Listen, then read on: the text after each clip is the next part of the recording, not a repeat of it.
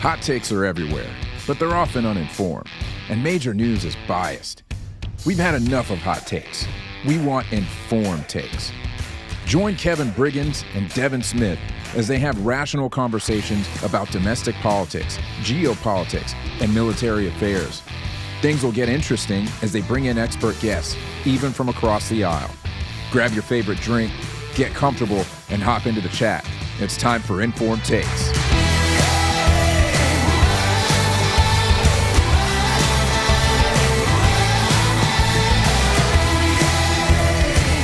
Yo, welcome back, everybody, to Informed Takes. I am Kevin Briggins. He is Devin Smith, and we are glad that you all are back with us again.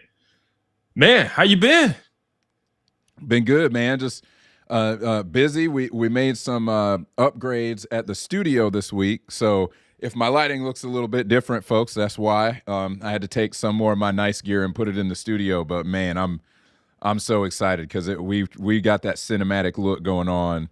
Nice. And we got to film some stuff this week, and it looks good, man. We're happy. Nice.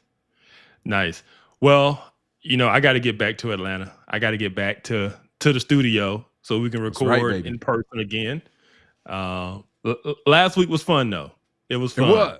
It was good times, man. Is my buddy in the Alabama studio with you right now? Or did he get out? he left out.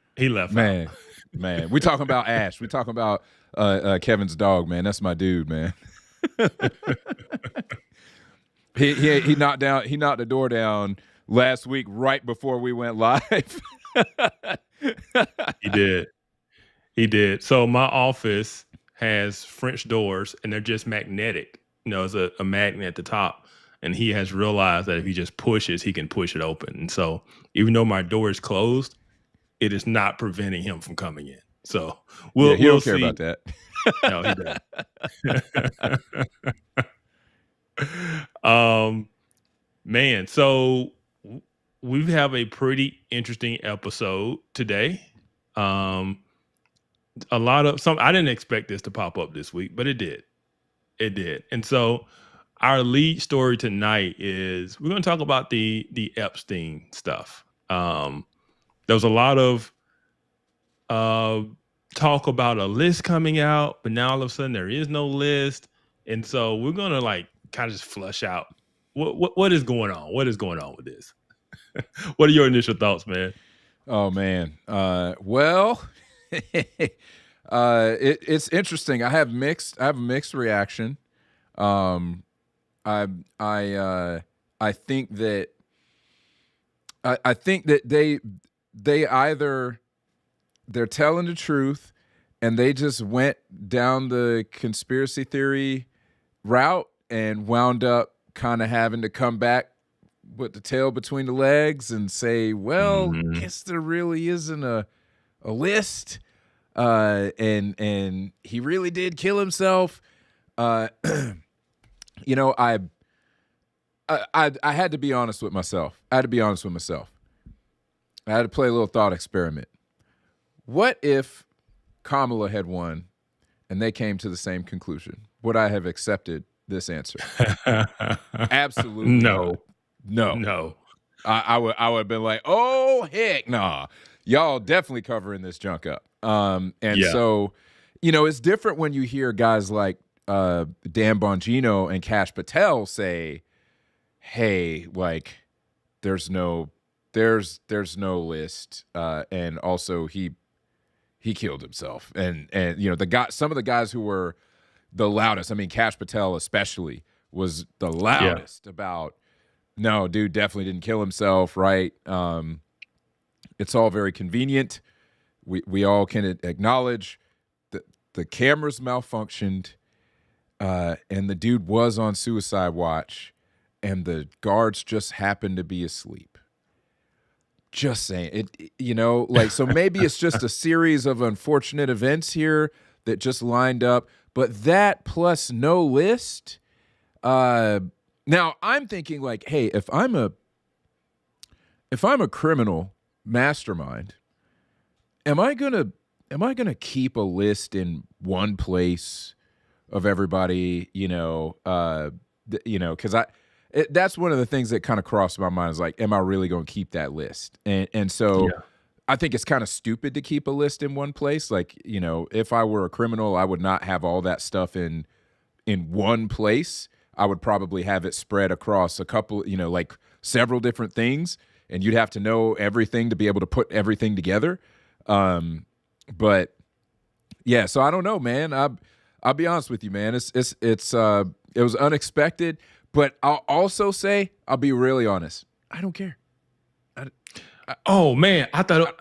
Okay, so I thought it was just me, and it's not that I'm saying I don't care. I've never been an Epstein junkie. I've never been like just captivated by this case, just consumed by it the way a lot of people have. I knew the meme Epstein didn't kill himself, Right. and I knew what it was about. But there are people who have just dedicated everything to this because it is a real life kind of soap opera conspiracy theory. Like you're talking about some of the most powerful people in the world this man was connected to, right? And so when you hear about the things that he was doing and then the things he was connected with, everybody's expecting this juicy information to come out about all these celebrities and famous people and very, very powerful people. And the fact that that hasn't come out has upset some people. Now, I'll just give you my initial thoughts. Like, if there was a list of clients, because we're gonna talk about a list. There is a list of people we know were associated with him, or who maybe even flew on the plane at some point. But in terms of a client list, in terms of people who were engaging in this illegal activity with minors, if that list existed, those people by now would be indicted on some charges, right? To think that the DOJ and the FBI is just sitting on a list of perps and not prosecuting them, that just doesn't make sense to me, you know? Because now they're going to release the list and then they got to explain why they haven't arrested anybody before now. Like it just, I don't know why we think that they're going to all of a sudden say, oh yeah, we had this list of perps that we could have been prosecuting for the last 5 years, but we've just been sitting on it because they're powerful and they're rich. And so, but here's the list. Like, nobody's going to do that if it exists.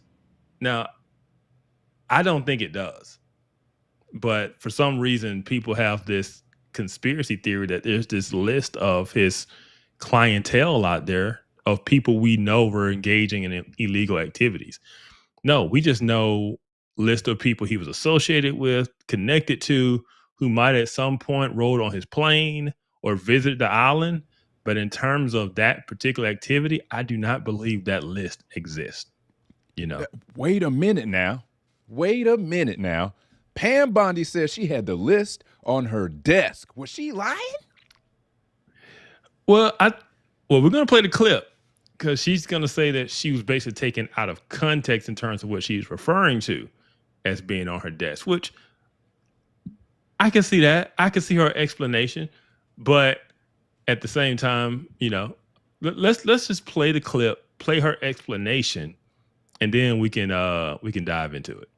Okay. Real quick, want to give a shout out to all our viewers. S. Graham, Absolutely. Thanks for being here. Wing Ding, come from Idaho. S. Graham come from Oklahoma. Victoria from Massachusetts. Nat the Brat from Arkansas. Yeah. Man. Nice. Hey, We got while we Future. doing that, I want to point out some stuff. So I got my Informed Takes shirt on tonight. You know, representing. Summertime edition. That's right. Yep. Oh, I'm waiting for that hoodie. I'm waiting for winter to get here. Oh, yeah, to it's break on. that hoodie out. And we didn't talk about it earlier, but this is my drink tonight. Good old fashioned H2O. What? Did you lock Shalonda in the basement? What happened? There are times in your life where you just look in the mirror and you're like, I'm disgusted with myself. And I had one of those moments. And so I am back on my carnivore diet because I got to do better. I retired from the military in January. So this was kind of like my 6 months of I don't have to do anything. I don't have to run. I don't do any push-ups. I can eat what I want. And after 6 months of that, I'm like, yeah, I got to do something. Understandable, sir. Understandable, yes. Man. So Yeah. now you put me on blast. You put me on notice because what's going to happen is you're doing the whole carnivore diet thing. Then you're going to start working out. Then you're going to start looking like, you're going to start looking like superhero Kev. What I'm trying to remember what superhero name I gave you. I can't remember what it was. I think I called you the soldier. I think that's what I called you. He had his AI superhero. Man, I should have had that up. I should have had that ready to queue up on here so I can show everybody the superhero version of Kev. But I called it the soldier. But he gonna be over here looking like the soldier. Gonna have abs and all that stuff. And so you put me on notice, man. Now I got to get right too, man. I got to get right. Hey, come on, do carnivore with me. Change your life. Oh, man. Man, but what that's going to require me to do, that's going to require me to give up things like this. This Grand Marnier, it's got a orange flavored Grand Marnier that Man, I've never really had Grand Marnier very much before. This is pretty good. I would say that this could get people in trouble. Thankfully, I don't drink a whole lot, but this is pretty dang good. So I may have to see if I can catch you without doing carnivore. well, you got a head start on me, so we'll just say that. Yeah, man. And just want to say shout out to the best mod in the world, Future. Welcome to the show. Thank you for being here. Thank you for all that you do. And with that, let's listen to Pam Bondi talk about why we don't have an Epstein list.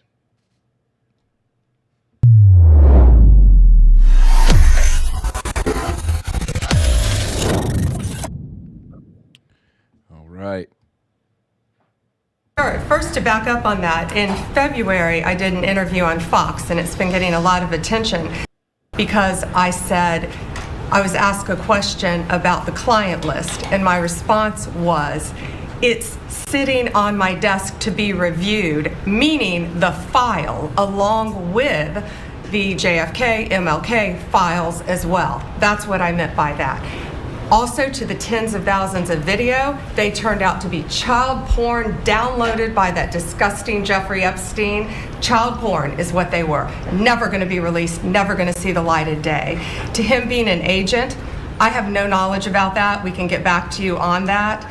And the minute missing from the video, we released the video showing definitively the video was not conclusive, but the evidence prior to it was showing he committed suicide. And what was on that, there was a minute that was off the counter. And what we learned from Bureau of Prisons was every year, every night, they redo that video. It's old, from like 1999. So every night the video is reset, and every night should have the same minute missing. So we're looking for that video to release that as well, showing that a minute is missing every night. And that's it on Epstein. Mr. President, on the chair. Interesting. Interesting. Yeah, so she said that when she was saying it's on her desk to be reviewed, she was not exactly saying a list, because she didn't know it was a list or not. She was saying the file that she had to review. And apparently since then she has reviewed the file and there is no list. So that's where we are. If you believe it. I'm over here Googling cause I want the clip, cause I could have sworn that she said she had the list, actual list on her desk. I would have to go back and find that. Now, okay. I will say that if she didn't mean that, I'd like to think that they would have kind of dealt with that, because that's what everybody assumed she meant. And I think it was pretty clear that that's what everybody thought she meant. And I would say this, that could have been what she meant in the ideal, the fact that that was her expectation as well, that would be in the file. Yeah. Because everybody has had this assumption that he had a list, the Epstein list. That's all we've heard. And so she was like, yep, it's on my desk to be reviewed. I'm going to be reviewing it. We're going to be releasing it. And then she reviews the file and she realized, oh, there is no list. Right. This is what I compare it to. Whether it's Bongino or Kash Patel or her, I compare it to Obama the first time he got in office. Obama ran on he was going to end the Iraq war. He was going to close Gitmo. He was going to end drone strikes. And then he became president. And they sit you down and say, here, Mr. President, here's the situation, right? And now all of a sudden you got the information you didn't have before. And it changes everything. And you realize, I can't close Gitmo because I don't have an alternative to do with these guys, right? Oh, I can't end drone strikes because that's the most effective thing, and these dudes are out here wilding. You become aware of the real situation. It's easy to talk crap and noise and talk big when the decision isn't yours, when it's not your responsibility. That's right. And so Kash Patel can go on all these talk shows and Rogan and talk about this and talk about that, but it's different once you're in the seat, right? And now it's like, oh, everything I thought, I didn't know what I was talking about beforehand, Yeah. And so I think that's what we're dealing with is people talk as if they know what they're talking about, but then the minute they get educated for real on, hey, no, they get that first, highly classified briefing of this is what's going on and this is the situation, all of a sudden it changes their perspective. And so, but to the general public, it's just all conspiracy theories. It's like, they got to him, That's the way that I come away from this, there's really only, I guess there are three options. It's three answers, okay? Three possible answers here. So you got either there is a list and they're lying for some reason, which is the route that many folks are taking. And to be honest with you, I don't exactly blame them because they had Kash Patel running his mouth leading up to the campaign, feeding into it. So, I mean, I can't blame them a ton. And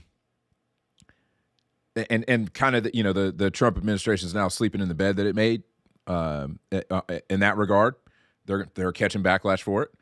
But two possible outcome, like we discussed, is that they thought that there was a list and there wasn't a list. They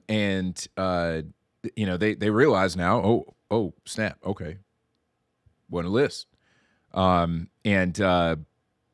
We just gotta come clean. Like, guys, we thought there was a list. And what they should say is, we thought there was a list. That's what they should say. Instead of trying to take the no apology approach, they should say, guys, we're going to keep it real. We thought there was a list. And there's not a list. We were wrong. We poured through all this stuff. Dan Bongino's got enough cred in MAGA, in MAGAville. He got enough MAGA street cred to be like, guys, I'm hardcore. You know that if there was a list, I wouldn't shut up about it. I'm going to be honest with you. There's no list. I was wrong. There's no list. Kash ought to be like, look, I was wrong. There's no list. I know I ran my mouth. There was no list. That's what they need to do at this point. If that's the real truth, that's what they need to do. And I guess I said there were three ways. Really, it's just those two ways and a lesson. No, there's one more. There's one more. I was going to bring it up. Okay. There is it's kind of like my Obama analogy. Like, once you get to the truth, you realize, oh snap, there could be a list. They have seen that list. They have seen the names on that list, and they're going, we can't release this. Yeah. Yeah.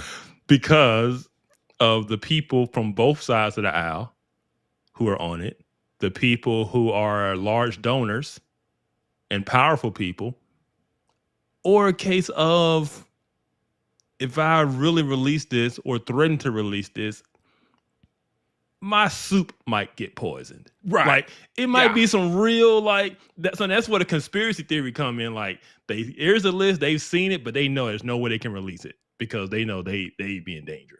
Right. I mean, maybe they literally destabilizing countries by releasing some of those names because of who's on the list. Really, I say that that's still option one. There is a list and they're lying. But that just gets further into the reasons as to which they are lying, or as to why. And I would say if that is the case, then a lot of people who are really upset and saying, like, I thought that that this administration was supposed to be different.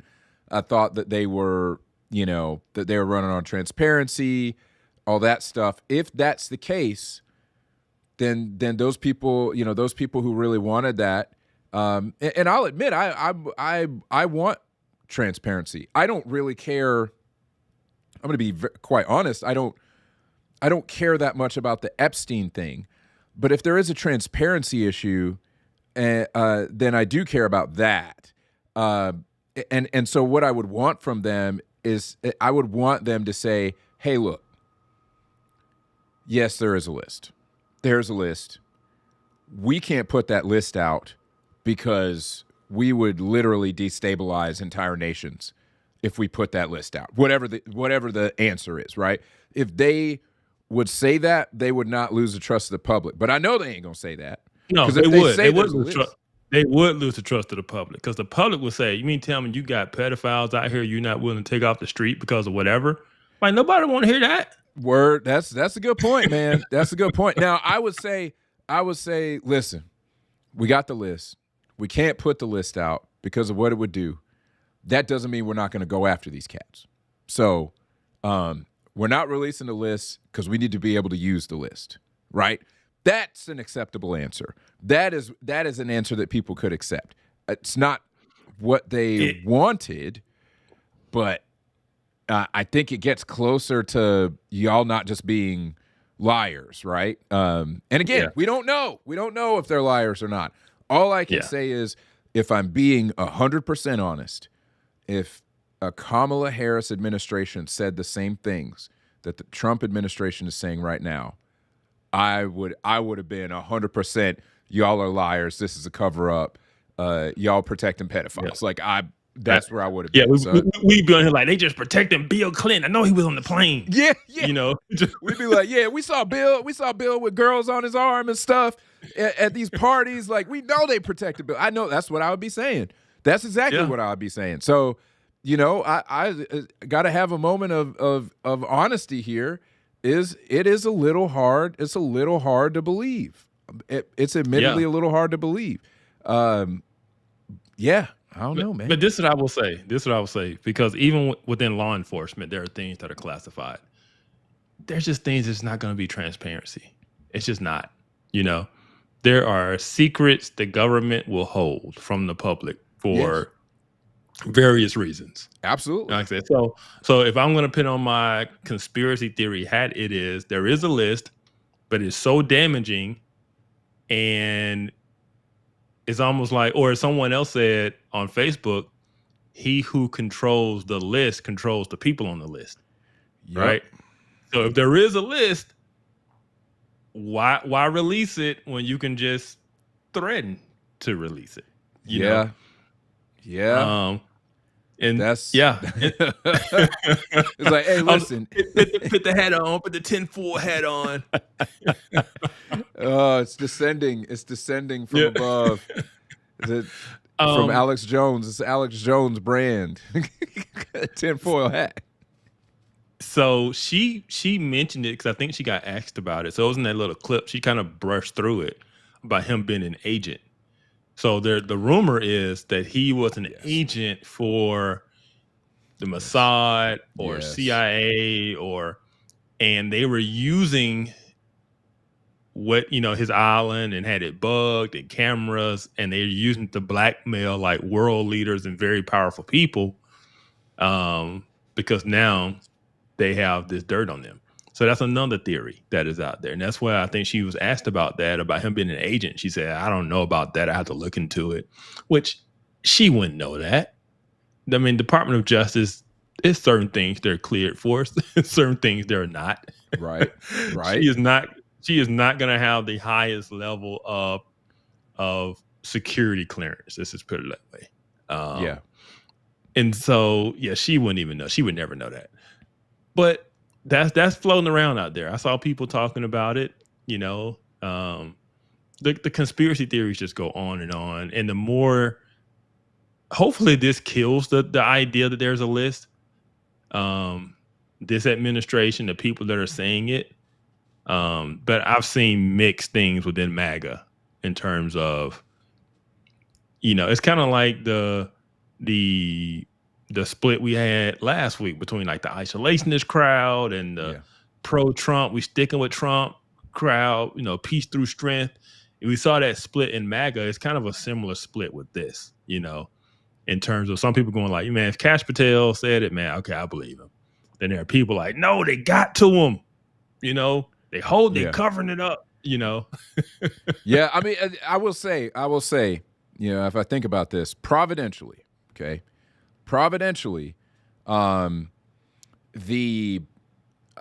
if anybody was going to have to say that there's not a list, it needed to be these guys.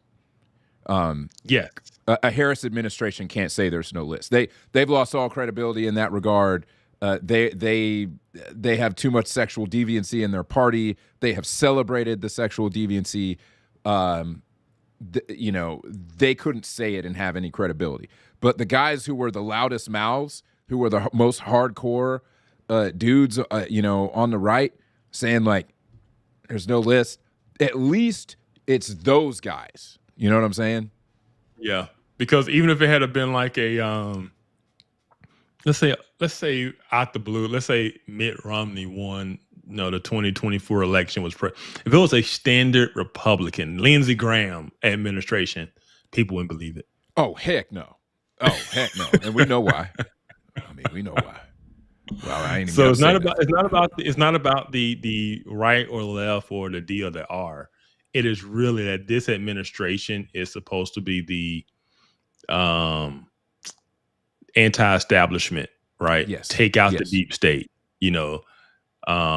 type of administration. And so they kind of carry more clout in terms of when they say, look, man, I know we said before, but there's no list. They have more clout versus a standard traditional establishment type of administration. Yeah. Yeah. That's exactly right. That's exactly right. I think that's the answer. So yeah, I mean, we, as they said, how many licks does it take to get to the center of a Tootsie Pop? The world may never know. Never know. Never know. Yep. That's basically what Future's saying. That's right. That's right. Yeah. And also Victoria said, we got Ring doorbell cameras that do a better job than the prison cameras. That is so true, man. It is true. But this is what I try to tell people, man. Government isn't good. I'll say, take the DMV, take those prison cameras, take things like that, and then say, oh, yeah, let's put the government over my health care. That's about the level of precision they're going to run it with. Is this what y'all want? Not to go down that tangent, but I just want people to understand, yeah, the prison got cameras from 1999, right. Stuff like that. Right. Is that what y'all want? That's y'all want healthcare like that. Y'all want healthcare to run like them prison cameras in the DMV. And when you walk up in the DMV, that lady is not happy to see you. She is not happy to see you, man. She hates the fact you walked in the door. Yep. Yeah. That's what you want. You want your healthcare to be like that? Because that's what you're asking for. I digress. But yeah, so Future says, I think the bottom line is we don't know the truth and we're probably never going to know the truth. However, any evidence they have of CSAM or SA of children needs to be investigated and prosecuted. 100% agree. If they got 100%. anybody cold on that stuff, they need to go after them. 100%. Yeah, they do. I don't think they do. I mean, it could be the scenario I'm painting where it's people that are so powerful you can't, because that could potentially be a thing. But I just don't think there is. I think if there was a list, because let's say there was a list, they could go after lower level people on the list, right? And say that's the list, and leave those top heavy hitters alone if that was the case. But the fact they haven't arrested or gone after anyone other than the people running the operation, that tells me they don't have proof of who else was engaged in this activity that we know went on, or we think we know went on. We know he engaged in some stuff. Oh, yeah. But evidence of who else, man, we don't know. Right. Yeah. And I'll say, one of the things that they said is that one of the reasons they can't release the files is to protect the victims. 100% believe that. And they absolutely should protect the victims. The victims don't deserve to have their names blasted all over the place. They don't deserve to have any details out there that people could use to triangulate who the individuals are. So or even if you take out the names and all of a sudden the stories are out there with the details of what happened, that people still going to hear that. They're going to hear that. They're going to remember. They're going to have to relive it all over again because people out there reading the graphic details of what happened to them. Even if people don't know it's particularly them, they know it's them. Right. And so, it's no need to put that out just to satisfy people's curiosity or conspiracy theory mindset. Because when you have conspiracy theories, nothing you can do will make them go away. Right. Because all people are going to say is, that's not the full file. Right. you know. Oh, they protected somebody, or they, Yeah. you know, like, I mean, look at the whole QAnon thing, man. Look at how long the whole Q thing went on, and people just wanted to believe it. It was based on nothing. There was no basis in reality. They just so desperately wanted it to be true that they held on for 4 years. They held on to that. I mean, wild stuff, man. Yeah. Did you still want to go through the Axios article on this? Yes. So let me bring that up real quick. So so they wound up doing I think some decent coverage of this. The big story here is that he's losing trust with MAGA over this. There's a pretty Trump. Sorry, yeah. There's a that's kind of the story here, is that Trump is losing credibility with the MAGA base because of this. Because there is a pretty decent dust up. There's a pretty decent amount of people out there who are like, nah, this ain't it. Like, they got to him, kind of the stuff that you've been saying. And so there's a, you got Tucker, you got Elon out here, you got Bannon, who are out here. I mean, don't nobody care about Bannon no more. I don't even know why they listen to Steve Bannon. Like, I don't know the last time anybody in the MAGA camp cared what Bannon had to say. He got flushed down the toilet by Trump, and everybody kind of like, I mean, I don't even know why they quoting this guy. But apparently behind the scenes, he's still very influential. Maybe not with Trump himself, but Steve Bannon, man, because he's still been on the circuit. He's been on the typical conservative podcast circuit, and I don't know why anybody still talks to the guy. Why do they talk to the guy? Because apparently he's still like the brain trust behind a lot of this stuff. Man, he still has his influential base that he pushes a certain way, and this is an example.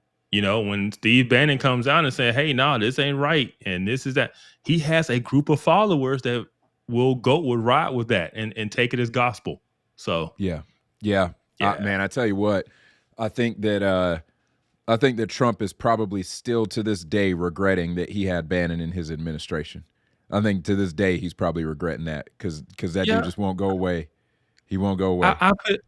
I put Bannon in the same category as Elon with Trump. Like, when you have type A guys with huge egos, they can never work together. Not on that level, right? Because the moment there's a disagreement on the direction you're supposed to go or you need to go, it's going to blow up. Yep. They're gonna light it up.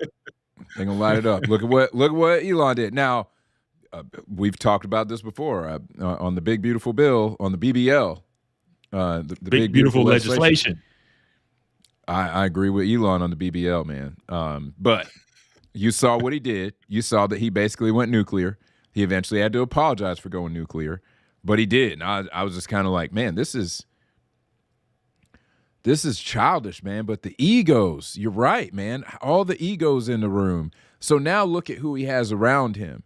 Look at everybody who he has around him. Nobody who he has around him at this point is the kind of person who's gonna do that, except maybe RFK Jr. That's the last one who I think could decide to light him up. If he ever crossed RFK, I could see RFK deciding to say something. Yeah. Hopefully that makes for a smoother administration. Because I would say it's not that there's no one who would push back on him or say, Mr. President, X, Y, and Z. I think it just won't be a public, what we call swinging contest. Yeah. Yeah. Right. Yeah. There's nobody that's there, to cause that type of friction or scene. And so hopefully that leads to a quieter, 3.5 years left.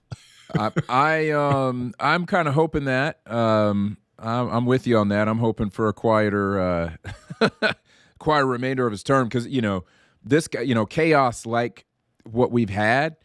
I mean, Lord of mercy, the guy's only been in office. I mean, almost 6 months.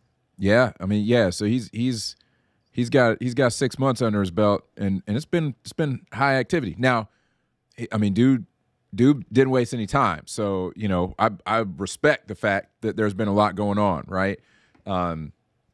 People have a hard time keeping up. Like we say, the show writes itself because of the Trump administration. The show writes itself, right? But there is an element of that kind of chaos that running into the midterms, unless you have that kind of activity and it's just all wins, which he's had a lot of wins. Let's not get that wrong. A lot of wins. He's had a ton of wins.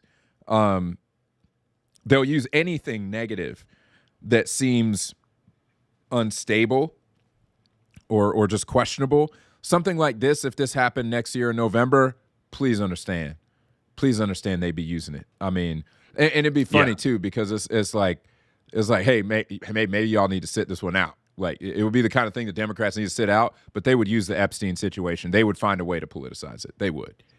Absolutely. I mean, the Republicans did. I mean, let's not front. I mean, they did. Yeah. Okay. So, is there anything else in this article? Because I saw you put this article. I didn't read it, so I don't know what the. Yeah, I mean, basically, the whole thing here is just. I mean, like you see. Oh, it's just the different. I mean, look. I mean, we're talking about egos here. I saw this tweet from Elon. This is one of the reasons why I wanted to show this article is how can people be expected to have faith in Trump if he won't release Epstein files? That was 2 days ago. 2 days ago. Yeah. So Elon's still out here. I mean, just digging. He's just shooting. I mean,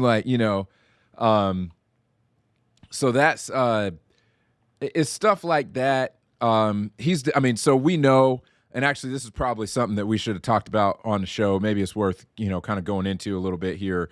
That Elon is talking about creating a third political party. Yeah, I thought about that because that was kind of going to be the story this week until all of this stuff, dropped. Let's save it, and maybe next week. If it's cool. If it's still viable and nothing else happens, we can dig into that. We'll see. I just think we got enough on the show sheet tonight without dive because that's a whole nother conversation. It's true. Yeah. That'd be a great one to maybe put a poll out there and see what everybody in our audience thinks about having a third political party. So more to come on that. I will ask the crowd, what do you think? Do you think that this lowers your level of trust in the Trump administration? Does this lower your faith in MAGA? Seeing that either the Epstein files don't exist as they say, or it's not getting released as we would say if we have our tinfoil hats on. What do y'all think? Sound off in the comments. Yeah. Next week, man, I might just wear my tinfoil hat. Just make me one. Because really, if I had a thought about it for tonight, I would have done it because this was the night for it. Because man, it's just been crazy on X and just following people and seeing what people are saying, and even some of the shows I've watched. Man, some people are very passionate about this topic.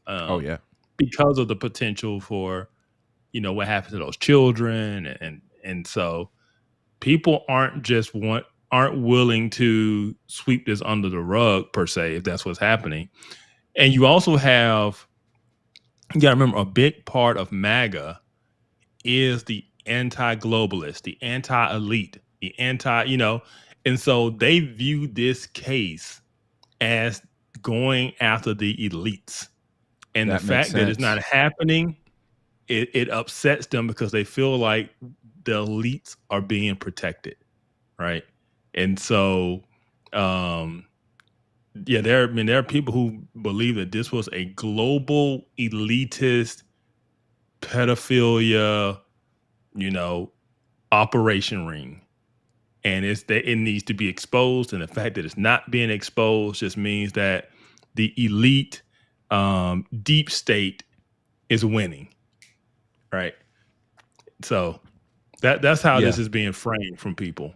That's I didn't think about it that way. That's pretty insightful that people would look at it as the global elitists, the globalist elites winning, and some of the that whole thought of there's this cabal of global elites who engage in degenerate activity and they get protected by the deep state and all that stuff. I didn't really think about it. So those folks would really be upset about this. I'm less inclined to believe that. I'm less inclined to believe that that's what's going on. Do I think that there are some world leaders out there that are probably interested in some pretty nefarious things? Yeah. Do I think that there's some big, big network, some, underground syndicate that somehow Epstein was pretty tied into? Like, no. So did you know that Steve Bannon was involved with Epstein? Oh, no. Yeah. So after Epstein was convicted of whatever he was convicted of before now, not the last stuff that he killed himself over in prison, he was supposed to do a 60 Minutes interview, or Bannon had convinced him to. And Bannon apparently was going to his house and apparently coaching him through it. Like, yeah. And so there are a lot of different people. Now, Bannon's argument was he did try to convince him to do the 60-minute video or interview. But Bannon said that he was working on a documentary to basically expose the Epstein, the stuff he was involved with and stuff. That's Bannon's excuse for meeting with him multiple times, like at his New York apartment. But who knows? Man. Who knows? Man, I did not know that, man. I did not know that. Yeah. Man. I'm trying to remember. wild. It was some celebrity. It was some celebrity that lived across the street from Epstein in New York. Who was it? Like, this guy was really tied in. If you pull up that other article, it's New York Magazine. It's from 2019, and it is the Epstein list. Now, it's not telling you who was involved with, possible, children, but there's a list of his social connections and who he was associated with, and it's almost anybody you can think of. So you scroll down, they started listing the names it was at his black book, his little contact book. So this is who his contacts was in his contact book. This got leaked out in 2019. Woody Allen.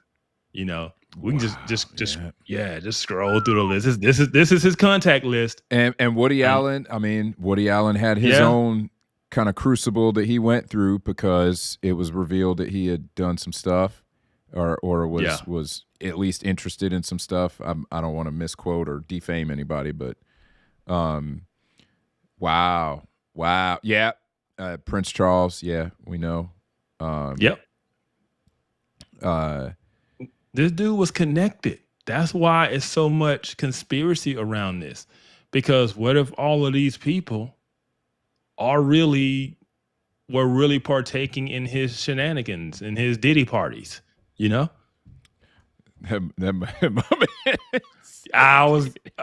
thought about that. Because like you said, if it was the Harris administration, I said, we Bill Clinton, but I did think about, Biden was sniffing little girl's hair. He was on that island. We be saying all kinds of stuff. Yeah. dude. Yeah, I mean, straight up. So yeah, I mean, we know from what Biden's own daughter said that dude was weird, man. He's weird. Yeah. Yeah. So man, so yeah, there's just Prince Andrew. My bad, not Prince Charles. Prince Andrew. Yeah, Andrew. Yeah.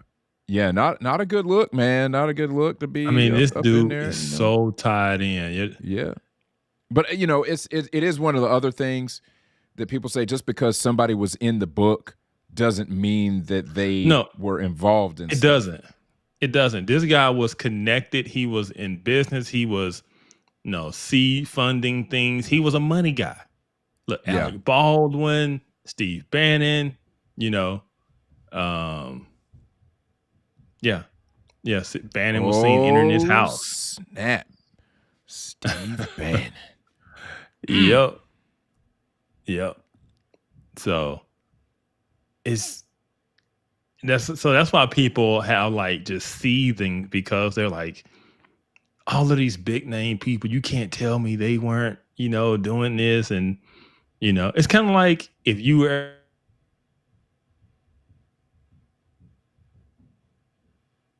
people assume that you were, with the baby oil and stuff. They assume that you were engaged in the worst type of activities just by being there or being associated, And so people have done this, I mean, there's some big name people on this list. Yep. And some of these names you don't recognize, but then you read what they do and who they are. It's like, oh, that's a big person. Oh yeah. Like that private equity tycoon, right? Yep. That's like, and so that's what that's why people are so, it's almost like it's like a real life TV drama, right? Yeah. Tony Blair. Remember Tony Blair, former prime minister of the UK? Yeah. Mm-hmm. Michael Bloomberg, David Blaine, man.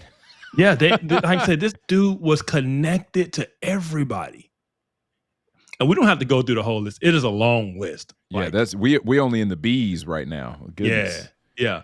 I just want to give people just a understanding of who this guy was, and just how connected he was. He was a very wealthy man who operated in the most elite circles. And so when people hear that he was running this operation, this ring, there's like, okay, who was in it? Who was doing it? Right. And we just don't know. Yeah. No, I mean, and that's the other thing that we have to caution people against is like, hey, like don't get too caught up in this stuff.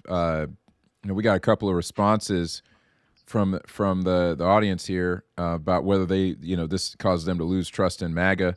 As Graham says, no. It's part of the learning curve that all presidential admins go through, and the public needs to stop frothing at the mouth to see heads roll. There's too much important work to be done. I agree. Yep. I'll be honest. Like, it's one of the reasons why. It's one of the reasons why I don't care that the Epstein list comes out. Like there's a part of me, as much as I don't like lying, if there is an Epstein list, I hope that they, they're using the list to go after people. And in that case, they're probably not going to release the list because they don't want those people to know that they're coming. They don't want those people deleting evidence, et cetera. Maybe those people already deleted the evidence when Epstein got caught, if they were smart, that's what they did, if there was any evidence. But again, that's assuming that there is a list. And then him committing suicide in prison.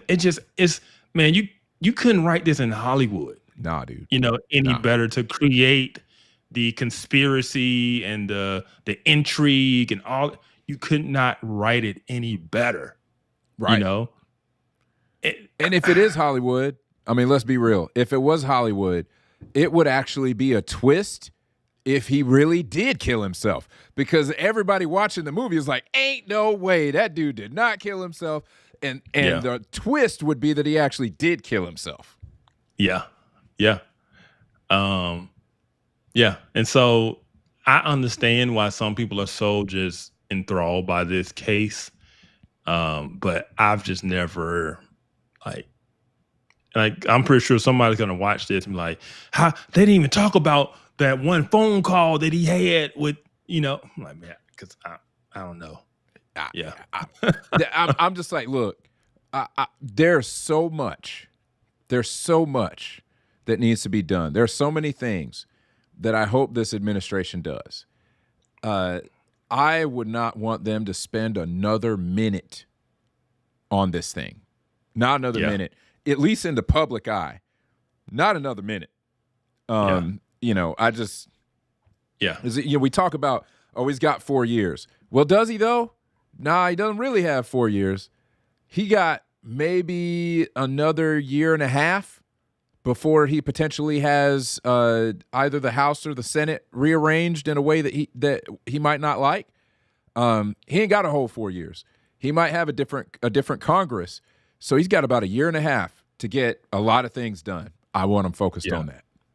Yeah, I agree. Speaking of focus on things, man, how about World War III, man? Oh man, what? Wait, where is it? Where? We survived. We survived World War III. Dropping. I don't hear them.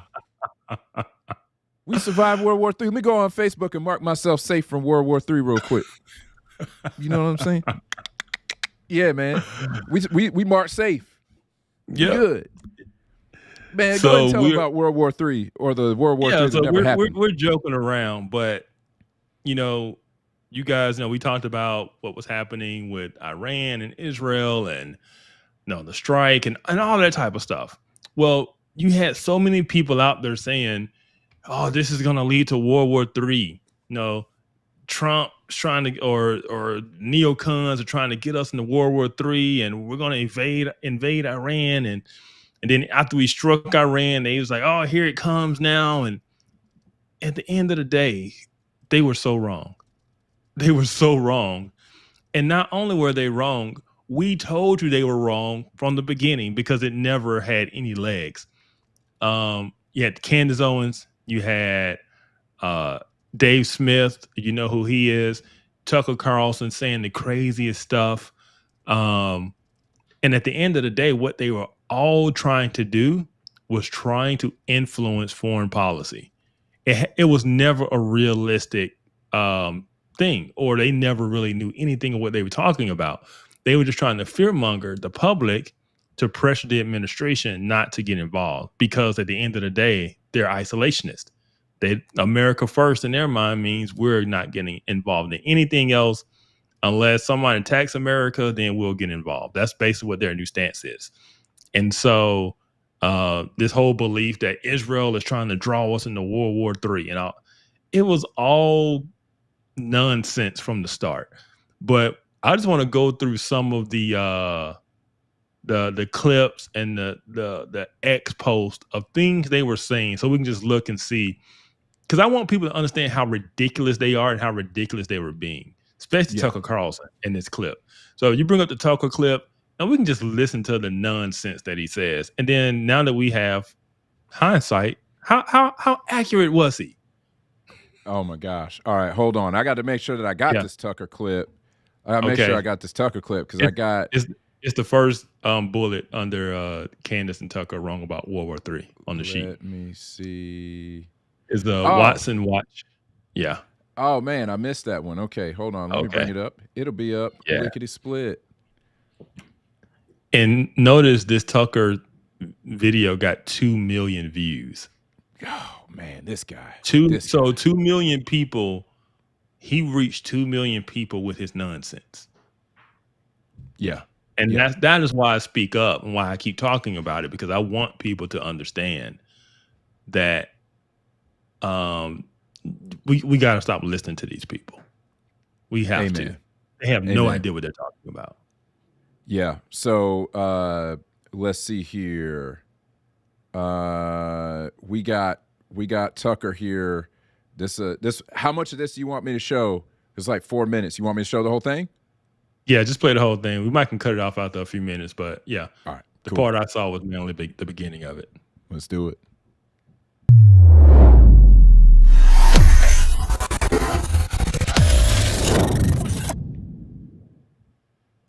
A war with Iran is a world war. This is not 2002. Iran is now part of a coalition that includes the biggest economies in the world and the largest militaries in the world. So a war with Iran means a war in effect, or, by proxy, but still a war with Russia, China, Turkey, and a lot of the rest of the world. So that's a world war. It's not just as simple as we're going to take out their nuclear facilities. Okay. How are you going to do that? In the next 200 days, are some of the most perilous times for the American Republic in its history. Because if we don't get this sorted, we're going to be drawn in totally into a conflict as a combatant. And if it's not Ukraine, it's Israel or someone else. There's so many. Our foreign policy is so suborned, so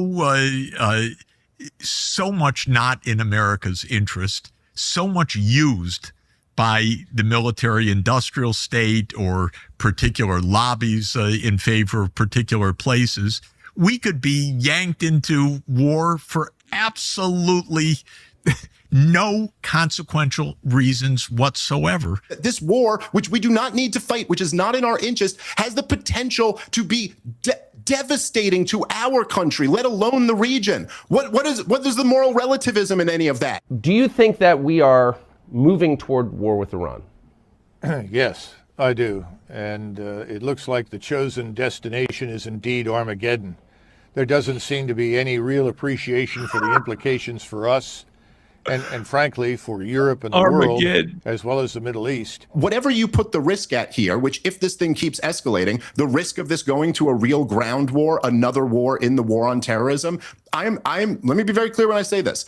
I don't know that America will survive this. We went into the terror wars in a much stronger place than we're going into this one. And this is a much tougher opponent than Saddam Hussein or Muammar Gaddafi. We didn't go into the terror wars $37 trillion in debt. We didn't go into the terror wars with the cultural and political and racial divides. We have mass protests in the streets right now over Donald Trump trying to enforce his immigration policy. This has the potential to be an utter disaster. America cannot have a war with Iran, by the way. It would lead to a regional war. It would be costly, bloody, threatening. I'm really afraid that my country's going to be further weakened by this. I think we're going to see the end of American empire, obviously. Other nations would like to see that, and this is a perfect way to scuttle the USS America on the shoals of Iran. These are the people who kept telling you it was going to be World War III. And there are lots of them. Oh, my gosh, man. Oh, my gosh. Dude, these people have no clue what they are talking about. And I'll give you one example, especially at the beginning. Tucker, he talks about how Iran is connected, right, to the biggest militaries and economies in the world. He said a war with Iran is a war with China, with Russia. And then he said Turkey. I'm like, you idiot. First of all, Turkey's a NATO country. Second of all, Turkey is a Sunni country. Iran is Shia. Turkey is the one who funded the Sunni militia group in Syria to overthrow Iran's partner in Assad. Turkey is not on Iran's side. They are fighting for legitimacy in the region against Iran. And the fact that he throws Iran in this as if a NATO country is going to fight with Iran against the West, against NATO, like, stop listening to these people. Yeah. And then the guy talking about, war with Iran. It'll be so bloody. And so, man, Israel took Iran's capabilities out in a couple of days. Yeah, man. This is, I love this compilation because I hope that every single one of these people that were in this video clip talking about it's going to be World War III, I hope that y'all understand that you should never, as Kevin said, don't listen to a word they say ever again. I mean, their credibility is absolutely shot after this. You're absolutely right. Israel took out Iran by themselves. Iran exists right now because Israel lets it exist. Right? Like, yes. Gaza exists because Israel lets it exist. They could have decided, you know what? We've taken this and Iran's ours now too. They could have said that, but they didn't. Israel could have done regime change in Iran if they wanted to. Yeah. They and you know what? did not take out the regime. Yeah, they intentionally didn't take out the Ayatollah.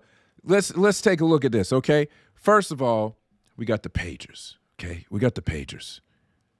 Then we got the radios, okay? Got the radios. Then we got the drones. I was wondering if you knew about the drones. That they had Iranians building for them. You want to talk about gangster? You want to talk about gangster? You think they couldn't have? Yeah. You think they couldn't have handled some regime change? Man, come on, man. Yeah, for those who don't know, Israel actually had drones stationed in Iran that they launched out during the war to hit certain targets. The drones were in Iran already. It gets even better than that. It gets even better than that. The drones were built in a 4-story tall building in Tehran. In Tehran.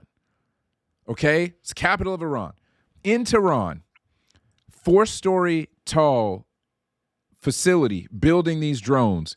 And you know how they were getting it done. Mossad had Iranians building the drones, and they told them that it was a super secret project for the IRGC. So these people are building these drones thinking they're building them for the IRGC, the Iranian, their Revolutionary Guard Corps, which is the Ayatollah's army, basically. They thought they were building them for the Ayatollah's army, and it turns out it was just Mossad. So Mossad used the Iranians to build the drones in a building, a 4-story tall building in Tehran. To then not only did they do that, but they didn't realize what was happening until the drones were already attacking. They did not realize what they had done. You want to talk about gangster? You want to talk about movie stuff? Like, a movie has to be made about this. I mean, yes. You know, this is Israel's Argo, okay? Yeah. Like, this is their Argo. Way better than Argo, to be honest with you. This is some James Bond, Mission Impossible level, incredible stuff. So I love that not only did Israel basically destroy Iran's military capability, right? They controlled the skies, all that stuff that they did. They could have chosen to take out Ayatollah Khamenei. They could have chosen to do that. They didn't do it. I think it was smart for them to not take him out. I'm still waiting for World War III to start. I don't think Russia's getting in, man. Kev, I don't think Russia's jumping in to the mosh pit. I don't think they are. And so I posted, it's in the notes, a little clip from an article that I wrote from October of 2024. And I basically said, no, Iran, Israel will not lead to World War III. And I basically laid out for the reasons that are true today. Number one, Russia's tied up. Yeah, Russia's tied up. And they're in a stalemate with Ukraine. They can't defeat Ukraine in a force-on-force military conflict. And you think that they're going to come to Iran's aid to fight the U.S.? And no, they don't want that smoke, right? And China's sitting over there like, we ain't trying to mess with y'all. The memes that came out after that, just like, Iran being like, yo, China, you gonna help us out? And Asian dude coming up to the camera and flipping it off and then riding off on his motorcycle. Because it's the thing, China has their own geopolitical goals that they're not going to jeopardize by getting into a war with the U.S. Over Iran. They're just not. And so anybody who is knowledgeable about geopolitics and understanding the key pieces in this that needed for any kind of type of World War III to take place realize that those pieces never existed. And so the fact that they were up here talking about Armageddon and all of this type of stuff, it just made no sense. Also, and this is the other piece, and then we can move on. the U.S. military has been clear that the military has one focus, and that focus is China, right? We are moving our focus to the Pacific, right? That is why we're pushing our NATO allies to be able to handle the Russia situation without us, right? We are done with the Middle East. So this idea that we were going to start and go in on some kind of ground war in Iran was never rooted in any kind of educated analysis of anything. It was straight buffoonery. It was straight just people running their mouths to try to scare people into thinking that, oh, we better not get involved with this, or all these bad things are going to happen. And none of those things were ever on the table. Never on the table. Yeah. Right. Yeah. And so, yeah, the Dave Smiths of the world, Tucker, Dave Smith, Candace Owens, like, just stop listening to those people. They don't know what they're talking about. At least when it comes to foreign policy, geopolitics, they just don't. If Candace wants to go back talking about BLM, she knows a little bit about that. She has no idea about Middle Eastern geopolitics. She just doesn't, or Russia, or anything. She just doesn't know. Yeah. And I'm with Future. After watching them clips, man, you might need a drink, man. Now, Future, you weren't here for the first part.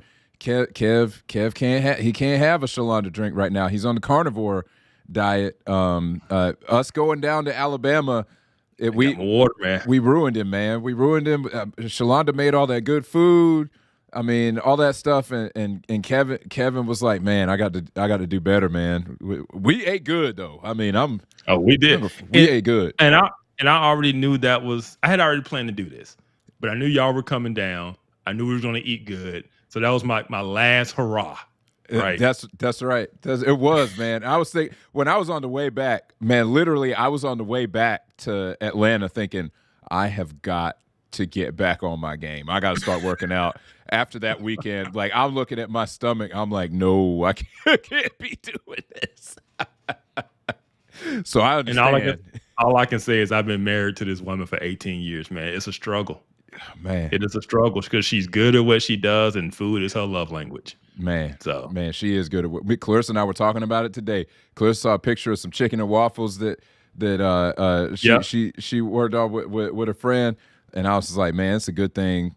It's a good thing I wasn't there for that, man. Because if we lived next to y'all, I wouldn't look like this. I would definitely have like 50 pounds on me. I just want somebody to feel me and like understand, why I'm a little round in the why I got the spare tire going on, because my wife is a good cook and she loves to cook. And she's a boss, straight up boss, man. Yeah. I understand, brother. I understand you. I understand. I'm glad, man. I feel seen. I see you, man. Man, talking about seeing people. How about this, Joker? How about this? Oh my goodness. This was hilarious. So after we, hit the nuclear sites in Iran, they responded and they launched missiles at the U.S. Air Base. And this was Candace doing her, I told you so. Like, what? We were told that we bombed Iran into peace, and that any person claiming this would drag us into a larger war was an anti-MAGA conspiracy theories. Yeah, you were, because she got all excited because they launched these rockets, and we knew they were going to launch these rockets because, like I said, if you understand the culture over there, they have to look strong. And so they responded by launching a few rockets at one of our bases, which they called ahead of time and said, hey, we're going to do this. So we had completely evacuated the base. All the planes were gone. I have friends who are currently there who, let's just say they weren't there during that time. Right. And so every missile they shot got shot down, and the Ayatollah got to go on X and post how mighty and great they were, and they took out the evil Satan, and it's just propaganda. That's all it is, right? But she saw this thing about these missiles being launched. She thought this was my I told you so moment. we're about to go to war with Iran. And it was like, no, you have no clue what's going on. No. How these things work. No. Yeah. No, I'm so glad that she has been shown to be super wrong. Tucker, super wrong. Who is the other guy who's in the video? The guy who's always he always sounds smart, but he always has these like isolationist takes. Dave Smith. No, not the comedian. The other guy, the white-haired guy. Oh, yeah, I don't know who that guy is. Yeah, I can't remember his name. He's very he writes a lot. He gets invited on shows to give his opinion. He sounds very eloquent. He's the only one I did not know. Very, very wrong. Very wrong. I love the fact that he was wrong because it just for all the eloquence that he speaks and sounding like he really knows what he's talking about.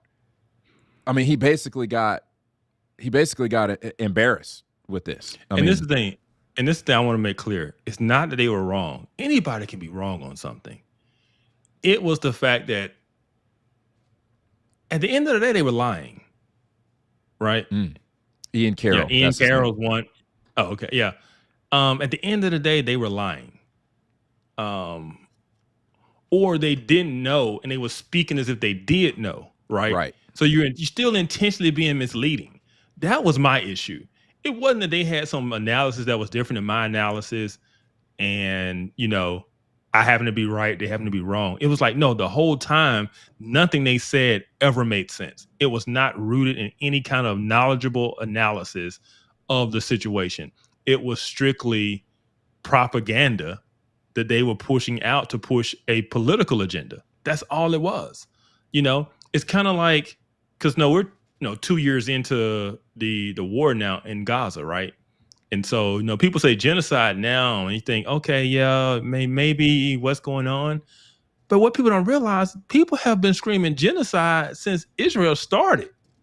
Since day one of Israel's response, people started screaming genocide. And not because any genocide is happening, because it's propaganda. It's pushing an agenda, right? And so a year later, people like Candace Owens picks up on it. Now she's screaming genocide. It's like, you don't even realize you just expound the propaganda that's been said since the start, and so that's what I want people to understand is not just they were wrong, they were intentionally misleading you, and that's my issue. And I'm glad they got exposed so badly because, like I said, it's not that they were wrong, it's that they were lying, and that's what need to be exposed. And so, yeah, is. Understand these people are not just like, we look at the news, the mainstream media, like the mainstream media is lying to us.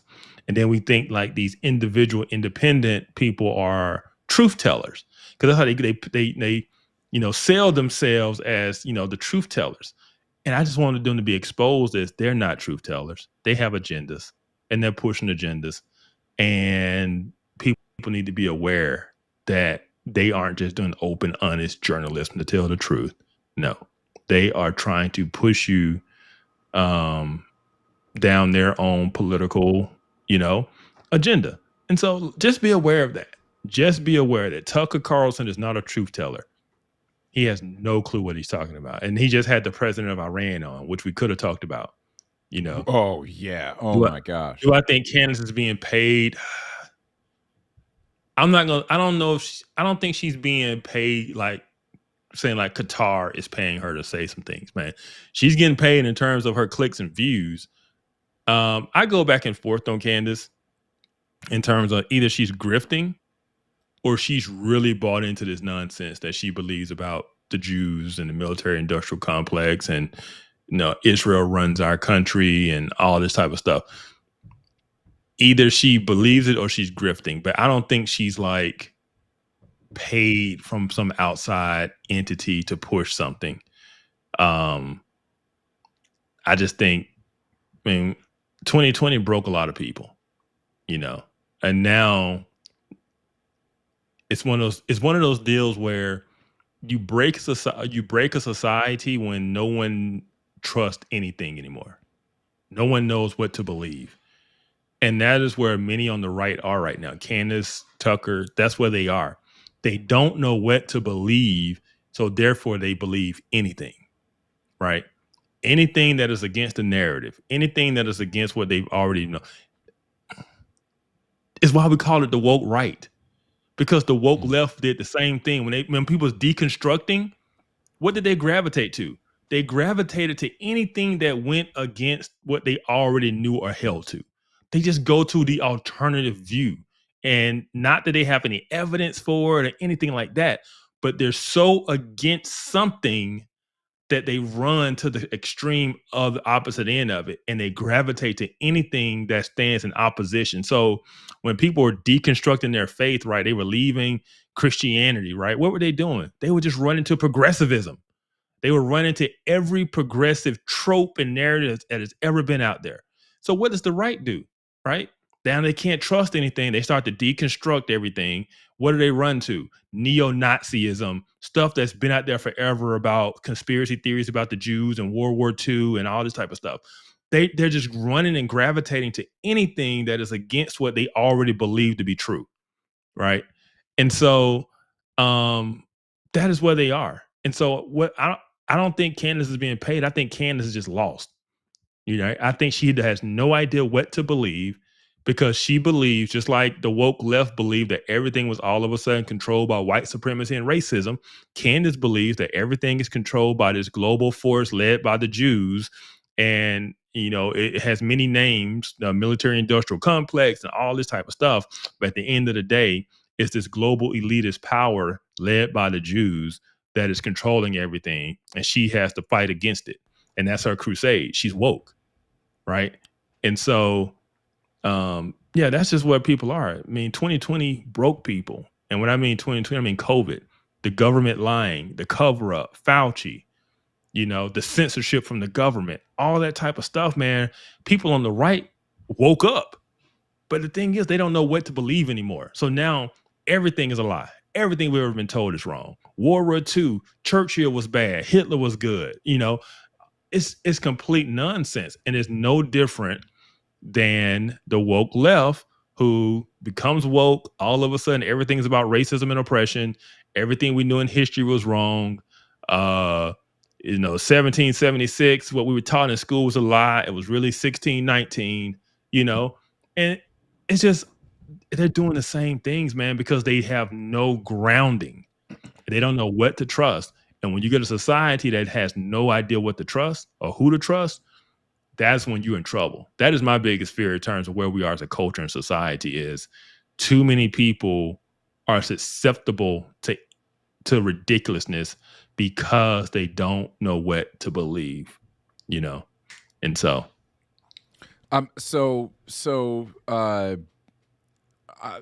an interesting take on it, that, you know, it was COVID and the behavior of the government, really of global governments, that did that. I can see it pushing them, but just like with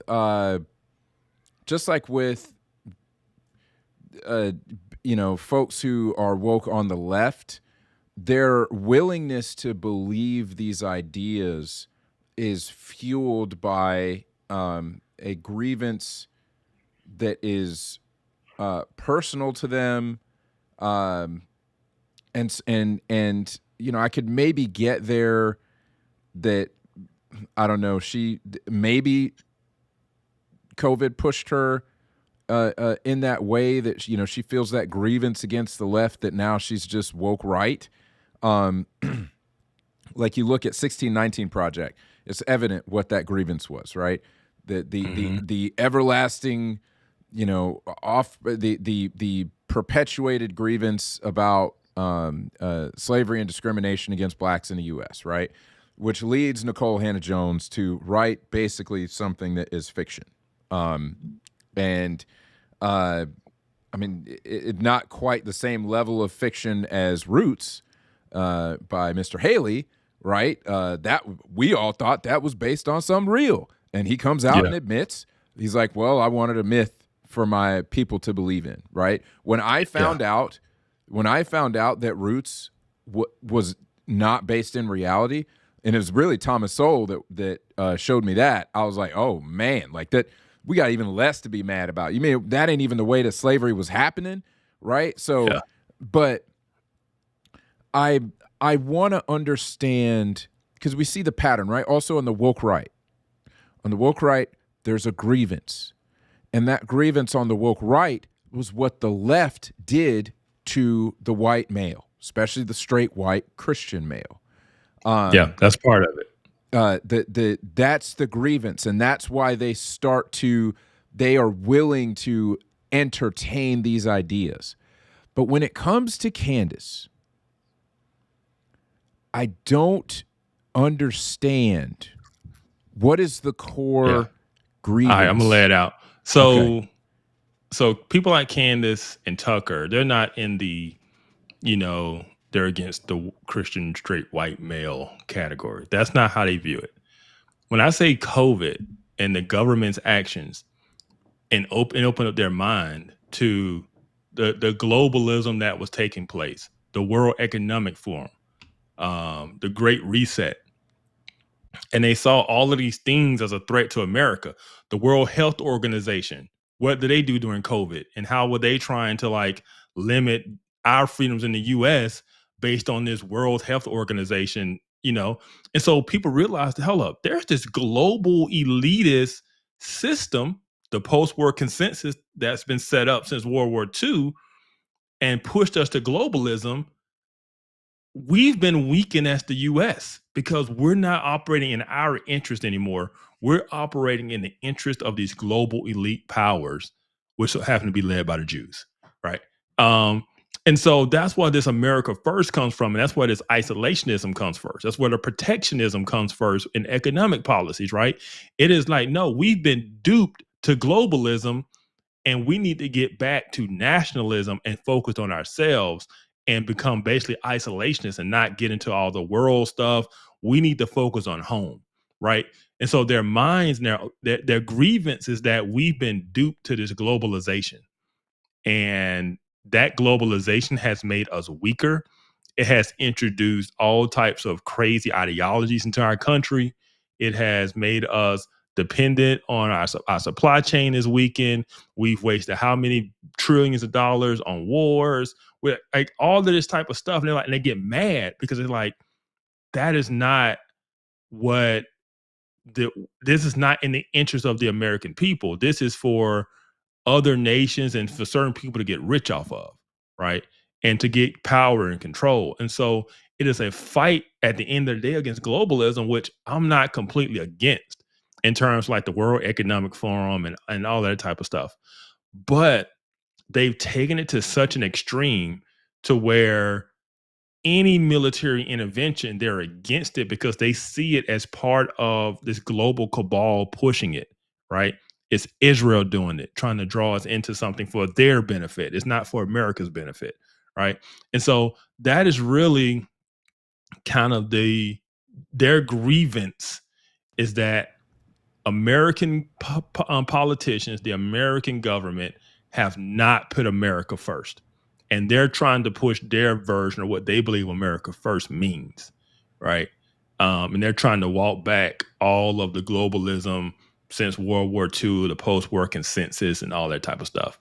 They just don't understand what the consequences of doing that means, right? They don't understand that they enjoy the benefits of living under the largest superpower who controls, global trade, right?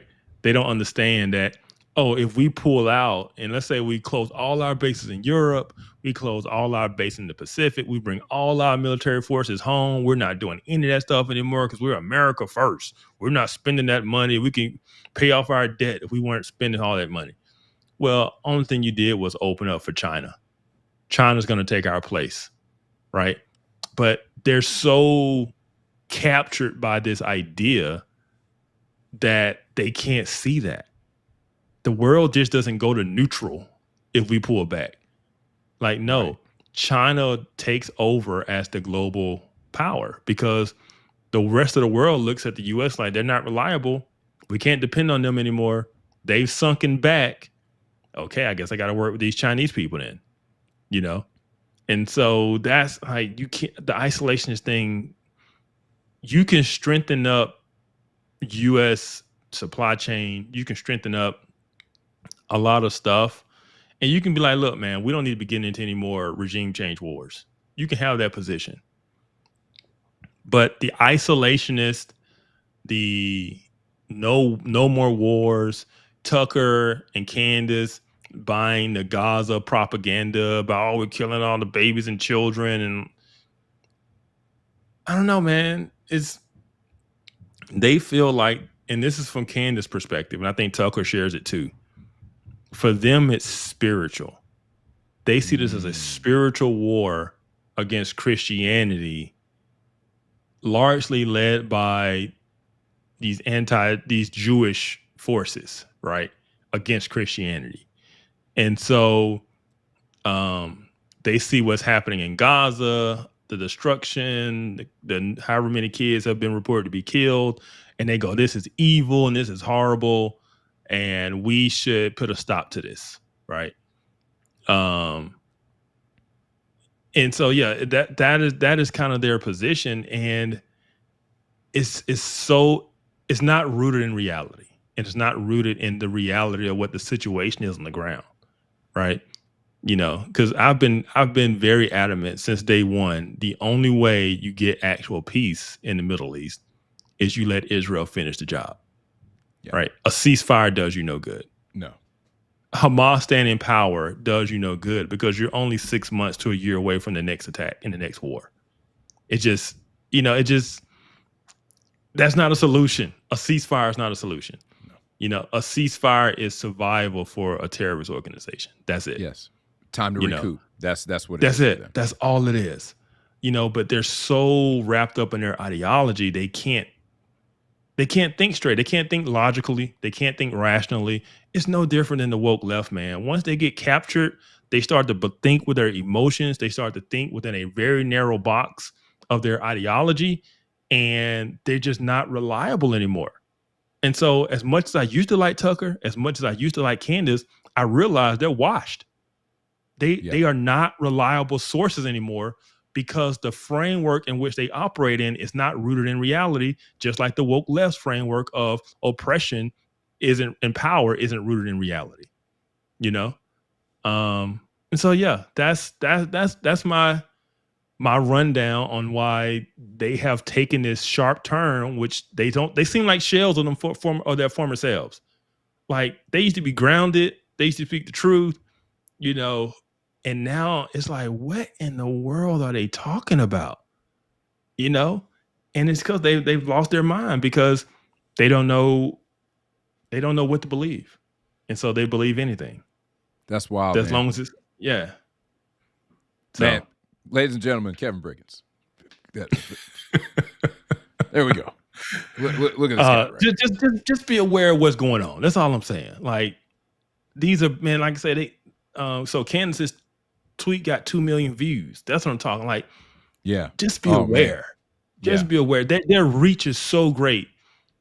You know, imagine someone dealing with some form of mental illness, and they're preaching this stuff every day on their channel and YouTube, and they have such a far reach, but what they're saying is not rooted in reality. But most people don't know that, you know? And then they gain this following, they start to influence people. And it's like, man, y'all got to stop listening to Candace. She ain't right. Like, she's not in a good place. That, man, you said it the way that it needed to be said, man. Just how people back in the day used to say it. She ain't right. It's just something ain't right. Yeah, I might have hung around the old people back in the day. You know, I appreciate that. I appreciate that, man. Man, that's well said. That was a fantastic explanation. You helped, build the connective tissue, if you will, for me on how they get there. It's interesting. So, a couple of things here. Trap said we handling Candace with kid gloves. He said nobody cares what Candace says. She fell off. She's done. He said You later say on that, she man, washed. man, she's got 4 million washed away. subscribers on YouTube. She's got, man, everything she does gets millions of views. Like, people are listening to her. Sadly. Unfortunately, yeah. There's a lot of people. You know, I thought she was going to be cooked. I shouldn't say that. I hoped that she was going to be cooked when she started falling off and she started saying crazy stuff. She refused to disavow what Kanye said, and then she's barking Christ is King at Ben Shapiro. I was hoping that people would see that for what it was. But what happened is actually what I did expect was the part of her following who they love that stuff. They love those positions that she takes. They really came out the woodwork when she got let go from the Daily Wire. It showed how strong an affinity those people have for her. But it's the thing, though. They weren't her followers. You know who followers they were? They were Nick Fuentes followers. Oh, yeah, that's right. Yeah, because when she started talking that stuff, Fuentes... Who loved the things she was talking about, because then they started saying Candace got her eyes open, you know? Yeah. And so she gained Nick Fuentes' followers. Which is crazy, right? Which is crazy. Yes. Like, it's absolutely insane. Man, one thing Kimberly Vick said, they took Grok down that dark road. Let me tell you what, man. Let me tell you what. I want to understand completely what went down there. Elon said that they had made some changes to Grok, and we were going to see, him soon. And around that time, maybe I just wasn't paying attention, and it didn't happen around that time. But it just seems like Grok got way spicier in the way that it talks. Like its voice changed completely. And I'm just like, Elon, what did you do? What did you do? All of a sudden, Grok started keeping it real. Yeah, I mean, Grok out here, Grok is hood now. I mean, Grok is unhinged, is what it is. And I don't know if you saw, so it's been saying some crazy stuff as Kimberly is alluding to here. I mean, it's basically peddled some anti-Jewish conspiracy. But the thing is, it wasn't like rooted in facts. Like you ask Grok a question and Grok comes back with a answer rooted in data and facts. Right. The answer I saw about the Hitler thing, they basically asked Grok what 19th century or 20th century figure would handle this situation or something like that. Yeah. And Grok was like, man, Hitler would have came in there and tore everything up. Like, it just started going this thing about Hitler. I saw that. That ain't even rooted. That was more of opinion. It wasn't even rooted in data, or it was just Grok just going wild. And I was like, wow, that's crazy. Yeah. You know? I don't know what they did over at X, but I don't know if you just saw that Linda Yaccarino just stepped down as CEO. Really? Yeah, she just stepped down as CEO of X.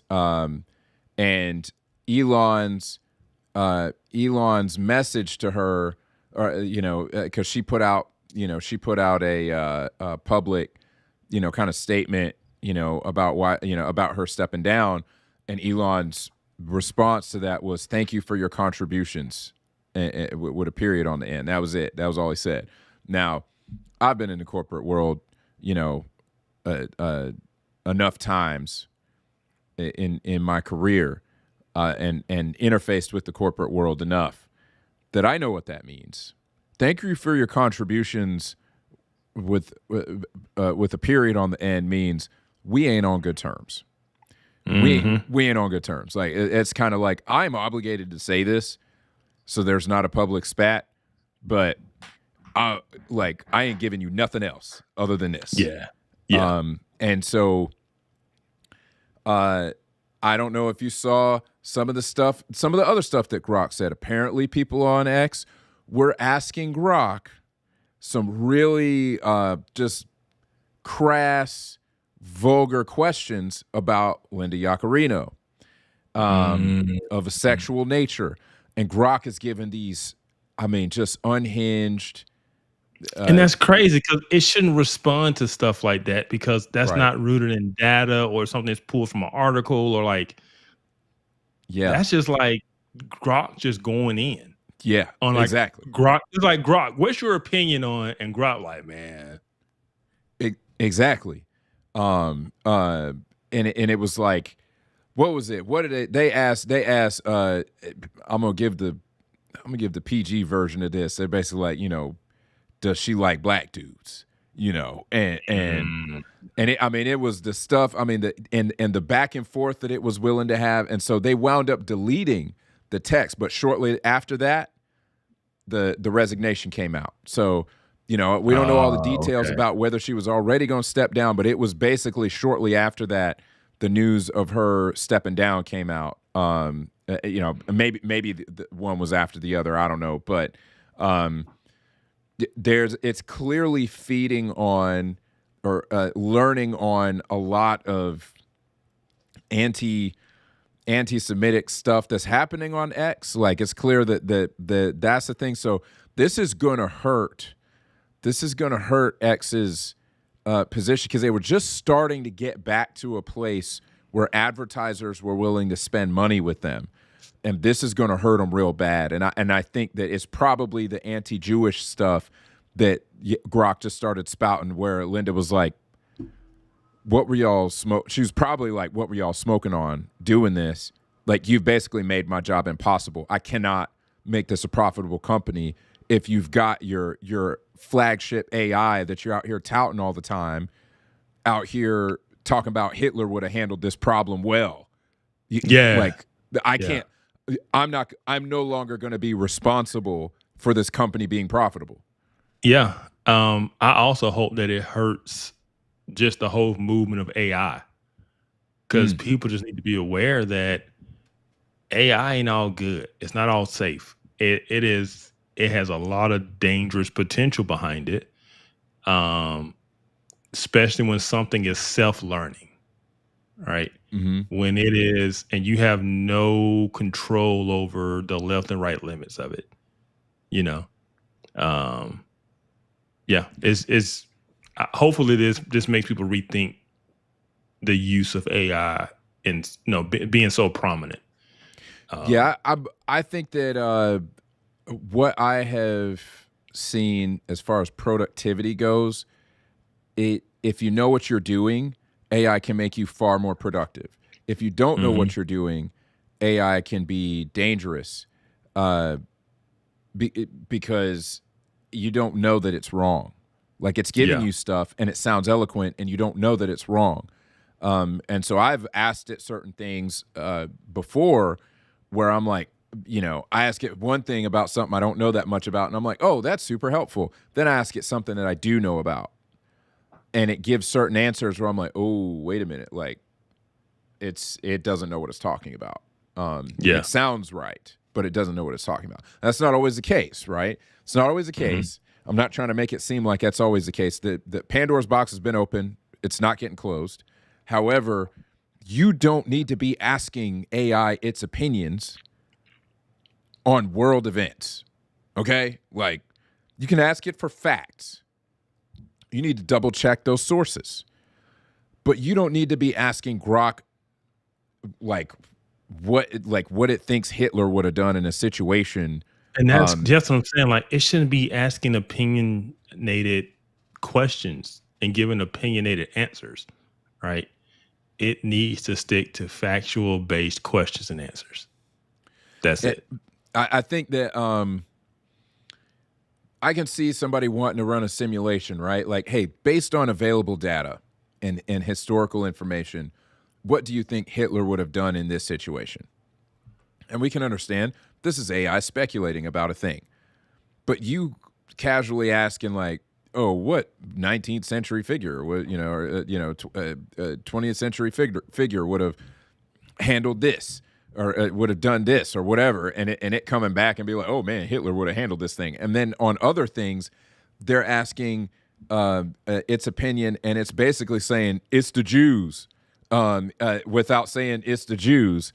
It's coming back and saying, oh, it's blah, blah, blah, blah, blah. And it's like every dang time. And I'm like, dude, did y'all straight up 100% train this thing on Nick Fuentes' X account or what? Because that is a Nick Fuentes thing. Like, that's the kind of stuff he says. It sounds just like him. So yeah, I mean, I don't blame Linda Yaccarino for getting off the ship because she don't want to be associated with that mess. Yeah. So Theology Mom, she said, can we talk about Elon's worldview at some point? I feel like people are oblivious. That I do think that's a show we need to do. Yeah. Understanding Elon, because I mean his attempts at going to Mars, he has some views about humanity that most people probably don't understand. That's driving his desire for certain things like AI and SpaceX. And then she said, I asked Grok this morning, what religion is the most evidence-based religion? And it said Buddhism. That's going to be a no. If you actually read the history of Buddhism, I don't know how you could wind up thinking that. Pretty crazy take. Crazy take right there. Yeah, that's great, Grok. Doing great, Grok. All right. We got one more story. That I thought might have been the lead story, just because how it seems so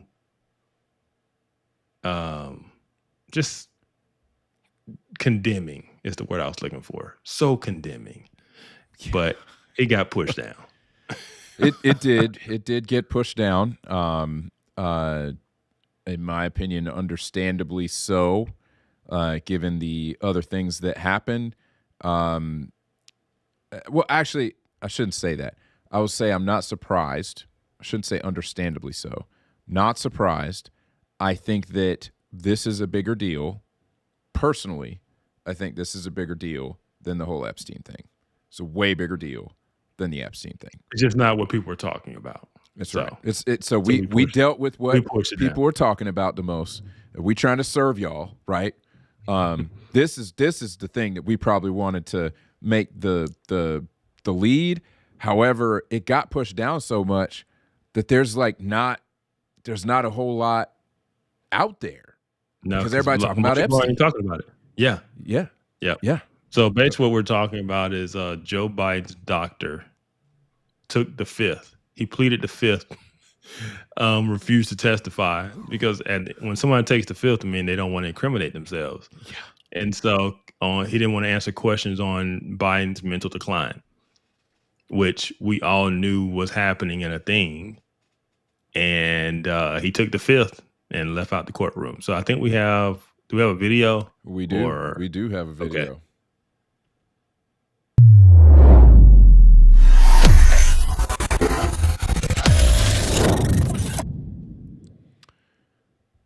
All right, here we go. At CPI, we customize security. There's that. Your home and lifestyle. Smart cameras. CPI security, y'all. Sensors. Yeah, they're getting a free advertisement here. Yeah. Let me see what happens if I mute it. You by. We'll let that roll. Yeah, I'm surprised. Honestly, if Trump knew what he was doing, he would take this and he'd get everybody off Epstein. He'd be talking about this. He'd have his surrogates out there talking about this because this is a big deal. His last name for the record. Dr. Kevin O'Connor, O''Connor. Thank you. Dr. O'Connor, before we begin, I would like to go over the ground rules for this deposition. The committee will conduct today's deposition in accordance with the House of Representatives regulations for the use of deposition authority, which were furnished to your counsel. This regulation is incorporated into the rules of the Committee on Oversight and Government Reform at Rule 15, which was also furnished to your counsel. The questioning will proceed in rounds. The majority will ask questions for an hour, and then the minority will have an opportunity to ask questions for an hour if they choose. There will be one staff counsel per side asking the questions during each round. To the extent members have questions for the witness, they will be propounded during their side's respective rounds. Do you understand? On the advice of counsel, I must respectfully decline to answer based on the physician-patient privilege and reliance on my right under the Fifth Amendment of the Constitution. I am not a lawyer, and I must follow my lawyer's advice in this matter. So, gentlemen, we intend to assert both privileges with regard to any questions that would be asked at this deposition. And Dr. O'Connor will not answer any questions. Can we go off the record for 1 second? Yeah. Go back on the record. The clock will stop if the witness needs to confer with counsel, when your counsel is speaking, and when members or staff are speaking during the opposing side's rounds of questions. We will alternate back and forth until there are no more questions. Do you understand? On the advice of counsel, I must respectfully decline to answer in reliance on my right under the Fifth Amendment of the Constitution. I am not a lawyer. I must follow my lawyer's advice in this matter. There's a court reporter taking down everything I say and everything you say to make a written record of the deposition. For the record to be clear, please wait until the staffer questioning you finishes each question before you begin your answer, and the staffer will wait until you finish your response before proceeding to the next question. Further, to ensure the court reporter can properly record this deposition, please speak clearly, concisely, and slowly. Also, the court reporter cannot record nonverbal answers, such as nodding or shaking your head, so it is important that you answer each question with an audible verbal answer. Do you understand? On the advice of counsel, I must respectfully decline to answer in reliance on my right under the Fifth Amendment of the Constitution. I am not a lawyer, and I must follow my lawyer's advice in this matter. I think he's broken. Unplug him and plug him back Exhibits may be entered in. into the record. Majority exhibits will be identified numerically. Minority exhibits will be identified alphabetically. We want you to answer our questions in the most complete and truthful manner possible, so we will take our time. If you have any questions or do not fully understand the question, please let us know, and we will attempt to clarify, add context to, or rephrase our questions. Man, that's Yeah. wild. That is wild. Yeah. So Biden's doctor is refusing to testify and answer questions about his cognitive decline based on, say, doctor-client privilege and his Fifth Amendment rights of not incriminating himself. Yeah, that is a big story. That is a big story. It's kind of huge. Yeah, because it's one of those things of, it's not only that he kept it secret, it's going to get into who pressured you to keep it secret. Who did you have a conversation with? Right? It's going to get down to the details. And he's like, no. Yeah. I mean, I don't even think he said it with that much emotion. He was basically like, I'm not a lawyer. I plead the Fifth. When do I get to leave? Yeah. I mean, his lawyers had told him every single time, read the statement. If they ask you, how's your day? Read this statement. Right. Dude. Yeah. He was not going to answer a thing. How many bricks do you think were in his toilet when he got that subpoena?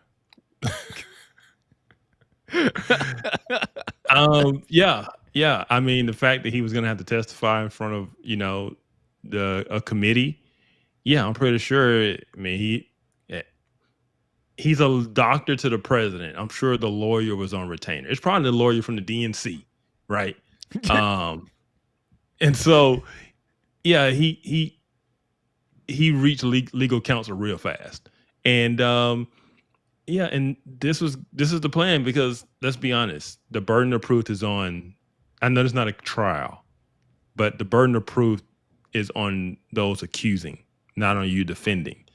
And so you can stay as silent as you want and not incriminate yourself and make them prove or say whatever. Now, in a disposition, it's kind of hard, or deposition is kind of hard, because he can't answer a question. But that's what he said. You're going to have to get to the bottom of this without my involvement. He's basically saying, I'm not answering a single question. And so, I think that's a big deal, because there was a major cover up in the White House regarding the president. And for who knows how long, the president really wasn't running the country. Right. That is why this is a big story. Not only was he not running the country, and this is my issue, they knew about his cognitive decline. They still tried to run him to get elected for another 4 years, right? And then only when it became so obvious and his numbers dipped so low that they turned on him. Only then did they try to, pivot. And then when they pivot, what did they do? Did they hold an open primary or, let democracy do its thing? No, they didn't. Yep. Yeah, they put their next puppet in place. And so that is why this is a big deal, because it shows how controlling the DNC itself is and how far. I mean, the president literally was not running the country. He talked about like all those pardons he signed with the auto pen. Like he wasn't even signing this stuff. So who was signing this stuff on his behalf using the auto pen? And so it's just a bad situation, and that they were so, bent on doing this. They tried to run this. It's like Weekend at Bernie's, and they tried to pass him off as alive to get him another 4 years. I mean, bro, he did. I mean, dude, like the nickname Weekend at Bernie's, because that's what that's what the elder statesman DWC calls him. That he calls him Weekend at Bernie's, and God bless DWC. But dude, like it's real. Like I mean, it was as close to Weekend at Bernie's as they could possibly get, as close as they could possibly get. I mean. I mean, to the effect that, right, like, dude basically, I mean, the cancer that he has, there's no way that cancer snuck up on them.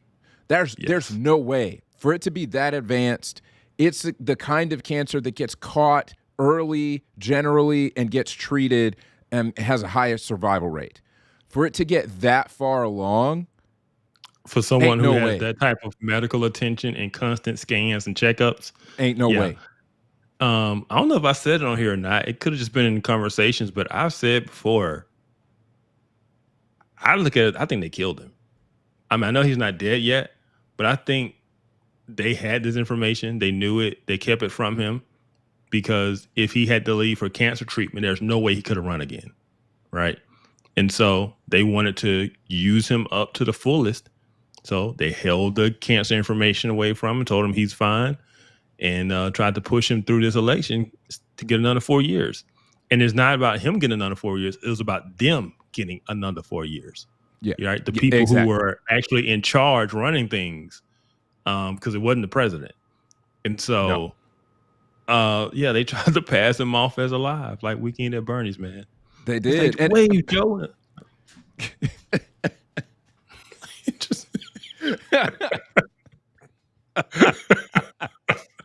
I mean, dude, I will say that so the doctor, there's certain things that the doctor can't say, right? There's certain things he can't say. It's true. There's certain things he can't say because that's his patient.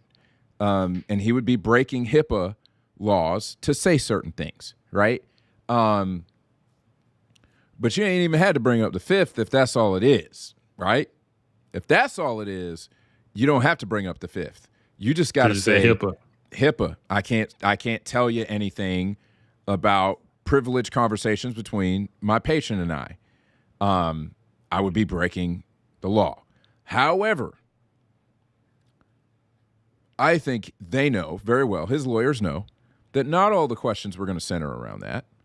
Mm-hmm. Questions we're going to get into, what was he told to say? Yes. That's what it's going to get into. It's like, hey, we don't even need to talk about what was really going on. What were you told to say? Were you instructed by anybody in that administration to lie? And that's why he had to plead the fifth, because I guarantee you that he was. There is zero question in my mind. We know he was. You can go ahead and tell me I got a tinfoil hat on. There is zero question in my mind that he was told to lie. But this is the thing, though, because I'm going to stay with the Weekend at Bernie's analogy. We watched the movie. Well, you watching Weekend at Bernie's, and you know Bernie's dead, right? You see Bernie's dead. We knew Biden was dead. Like, we knew nobody was home.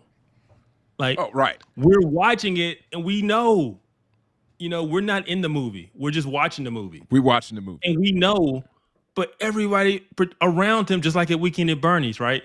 Remember Weekend at Bernie's, like, come on, man, how you not know that man dead? Like, right. And so you look at the people that's around Biden, you're watching this movie, it's like, man, how do they not know? Of course they knew. Man, look, okay. So the biggest Weekend at Bernie's moment that I know, okay, the biggest one was when I was like, there's no way he survives this. He's going to get absolutely destroyed. The presidential debate in 2020, I was like, there's no way this dude can do a whole debate. It's just not possible. Because we had seen how bad he was before the 2020 presidential debate. Leading up to that, we saw how bad he was. I mean, remember Corn Pop was a bad dude? Like, come on. The kids rubbing the hair on his legs in the pool and roaches and kids sitting on his lap and all that. We knew, right? And you saw him not really be able to have a coherent sentence. And I was sitting there thinking, I'm in my living room, looking up at that TV, waiting for that debate to start, thinking to myself, this is about to be ugly because this dude's about to get lit up. And that was the most coherent I had seen that man. I mean, really since the beginning of the campaign, that was the most coherent that I'd seen. Because everybody with two brain cells to rub together was like, that dude is not all there. The lights are not on, okay? That dude is not able to do this job. And then he got up and was actually coherent. And me and my buddies are texting each other like, what did they inject into this cat? What did they put in this dude for him to be able to do this thing? And then, of course, Trump couldn't control himself and basically spiraled in that debate. And that's really, I mean, that's what did it. I think that debate did it. But I don't understand what they did to prop that mug up. They had him propped up in 2020, and they did it, man. They had to, they didn't even have to put shades on him. They ain't had to put shades on him, but they propped him up.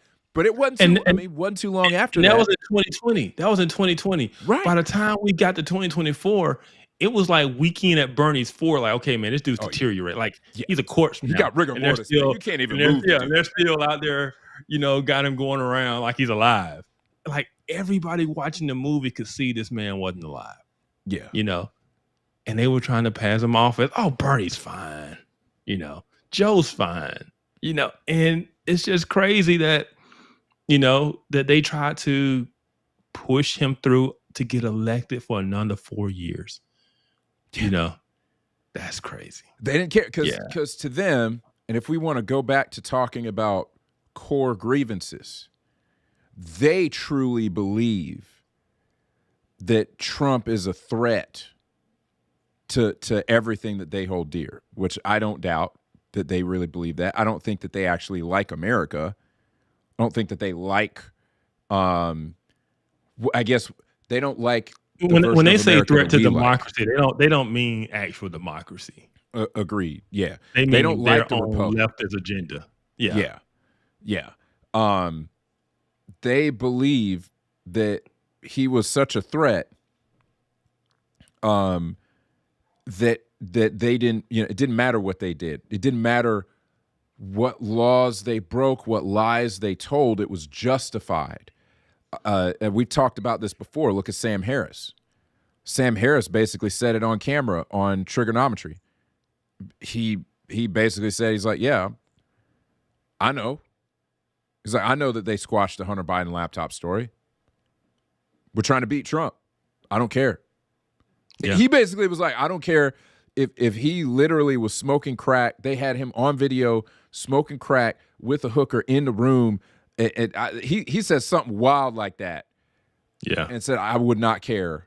We're trying to beat Trump. I mean, his Trump derangement syndrome was that strong. And if he has Trump derangement syndrome that strong, just imagine the people closest to Biden. Can you? I mean, so all right, absolutely. Yeah. But this is the thing though. If you truly believe Trump's a threat to democracy, because let's be honest, that was their whole agenda and plan for the next election ever since January 6th. That's why they kept it up. That's why they kept talking about it. That's why they had the whole sham January 6th committee stuff. Like their whole thing was to use January 6th of 2021 all the way to 2024 to get through another election, right? And because this is the thing, if you really thought Trump was a threat to democracy, like legit, you would have said there's no way we can run this man again.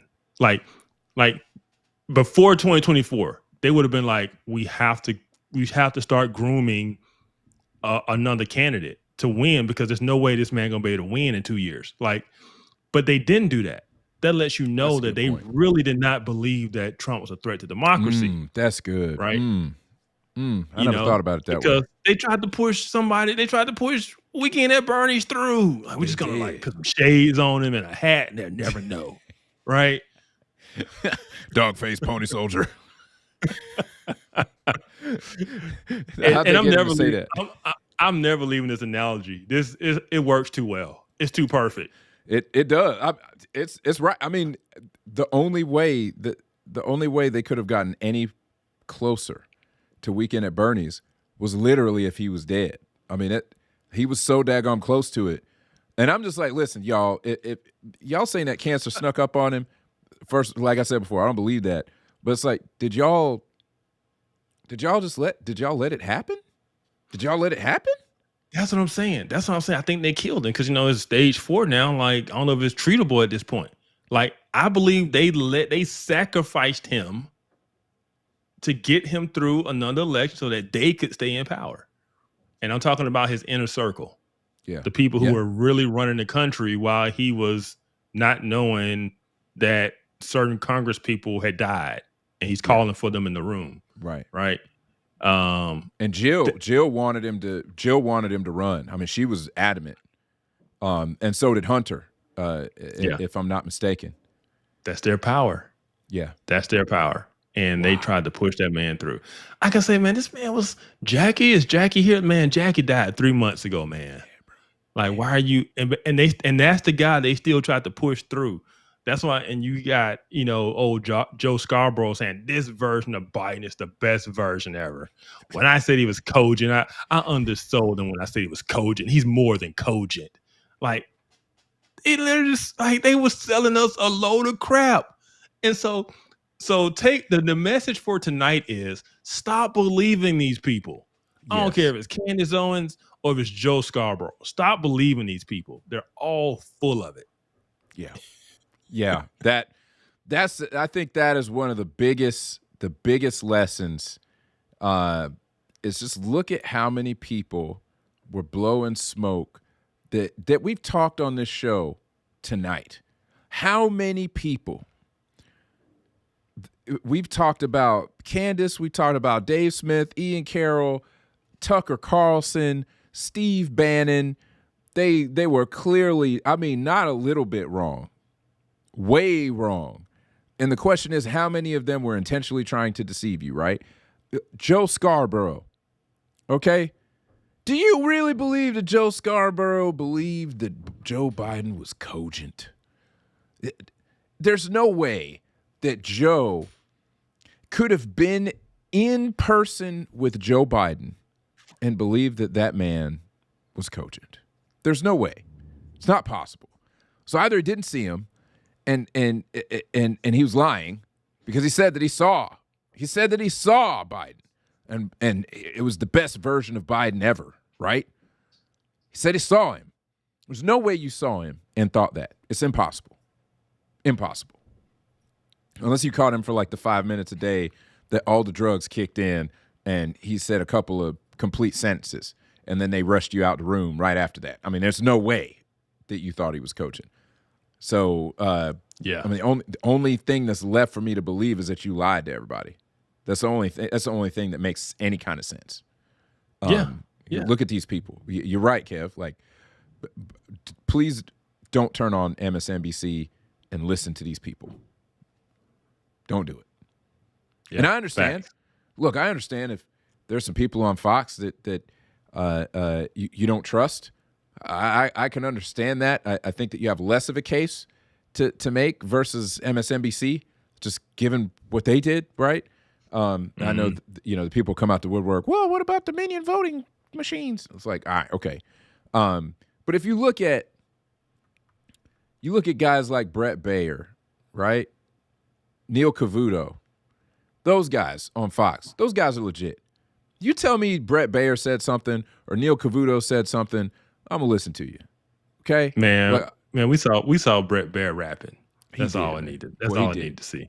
Boy, he did that thing, man. He did Rapper's Delight. I mean, he crushed it. I mean, I could not believe that dude had that kind of flow.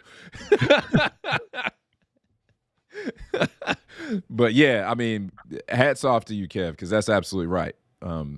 If all these examples tonight don't convince you that you should stop listening to these people, you're being willingly deceived. You want to believe those things, whether they're true or not.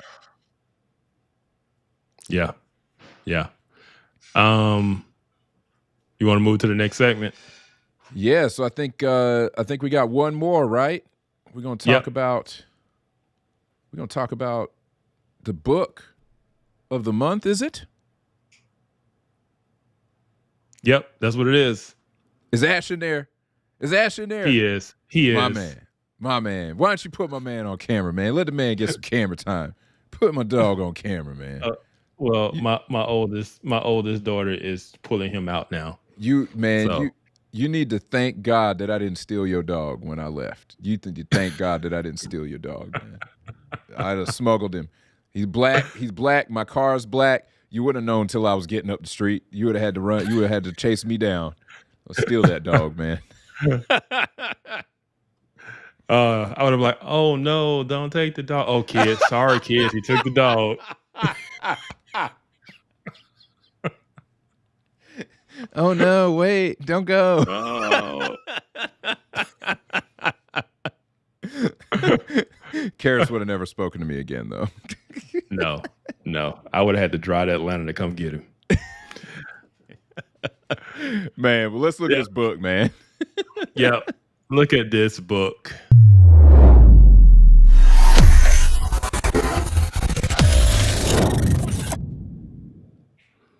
All right. Book, I guess, of the month, we'll call it. We'll see how often we're going to do this, but it's been a while since we had a book. And so, yeah, it's called The Children We Left Behind. It's by Adam B. Coleman, How Western Culture Rationalizes Family Separation and Ignores the Pain of Child Neglect.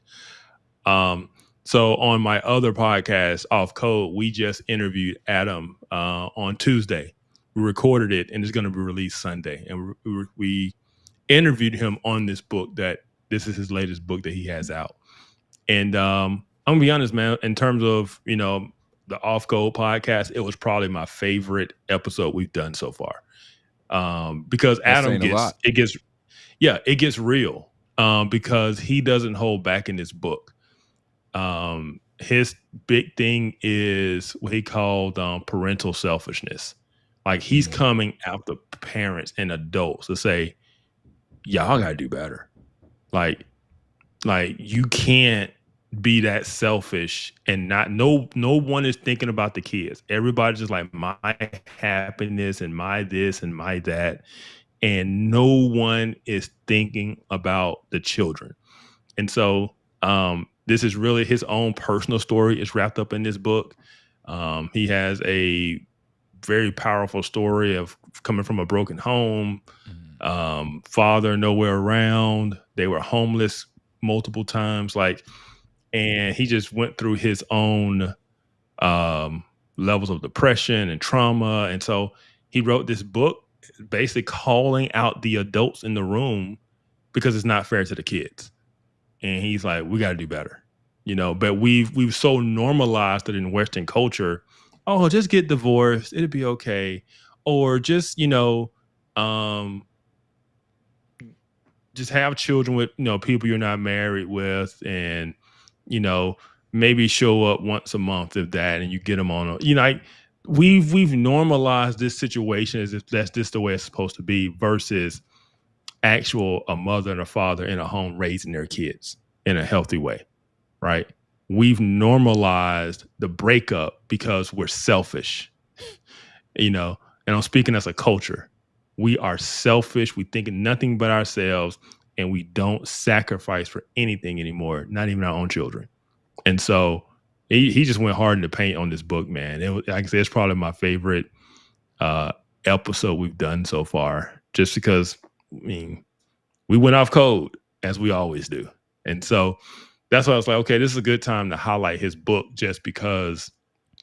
not just because we've got an episode coming out this Sunday, but it is really a book that needs to be read and talked about more. We need to have this conversation as a nation,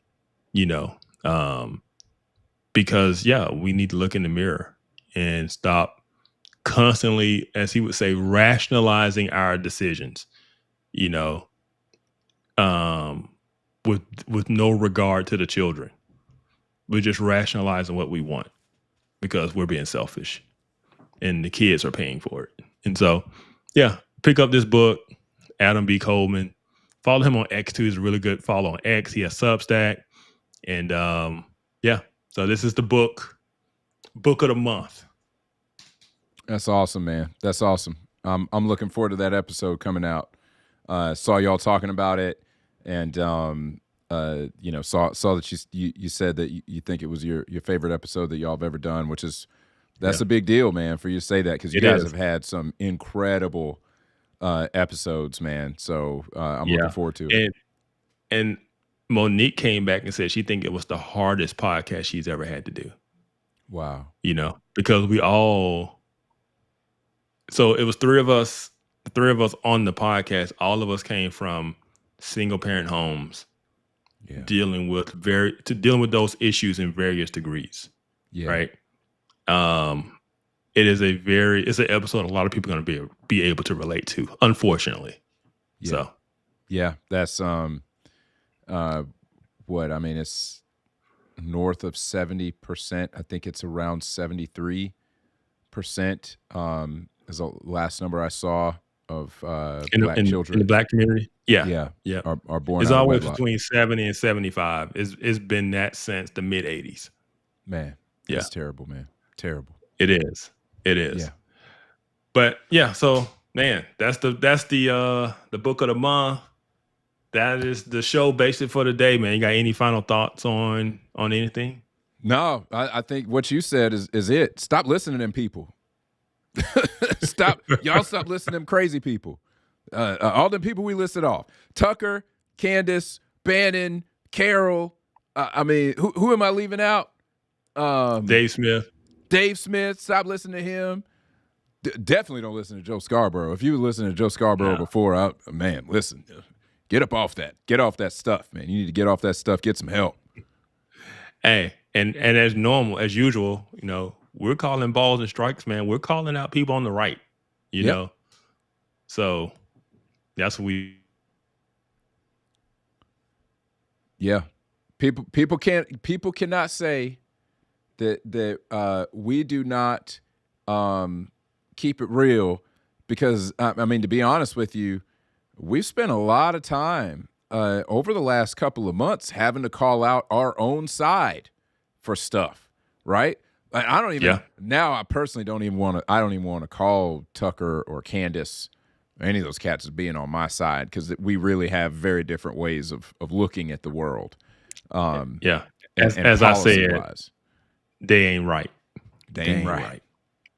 I remember a lady I used to go to church with. We were talking about a particular young man, and she said, "Something about that boy ain't right." Yep. I think that's it. Yep. It is. Man. Oh man, this has been a good episode. It has. Especially we didn't have a guest on this week. We didn't have a real major thing, but it was a good show. So we thank y'all for joining us tonight. Help support the channel, like, subscribe, share. Check out Devin at Podium Studio. Check out the merch store. And yeah, until next time, stay informed. Stay informed, folks. Have a good night.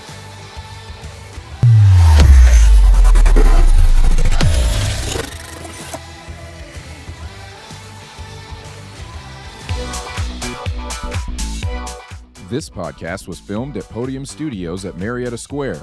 Grow your business with turnkey, professional quality podcasting, live streaming, and online events. Don't worry about editing. Don't worry about anything. Just come in and record. Learn more at thepodium.studio. Step up to the podium.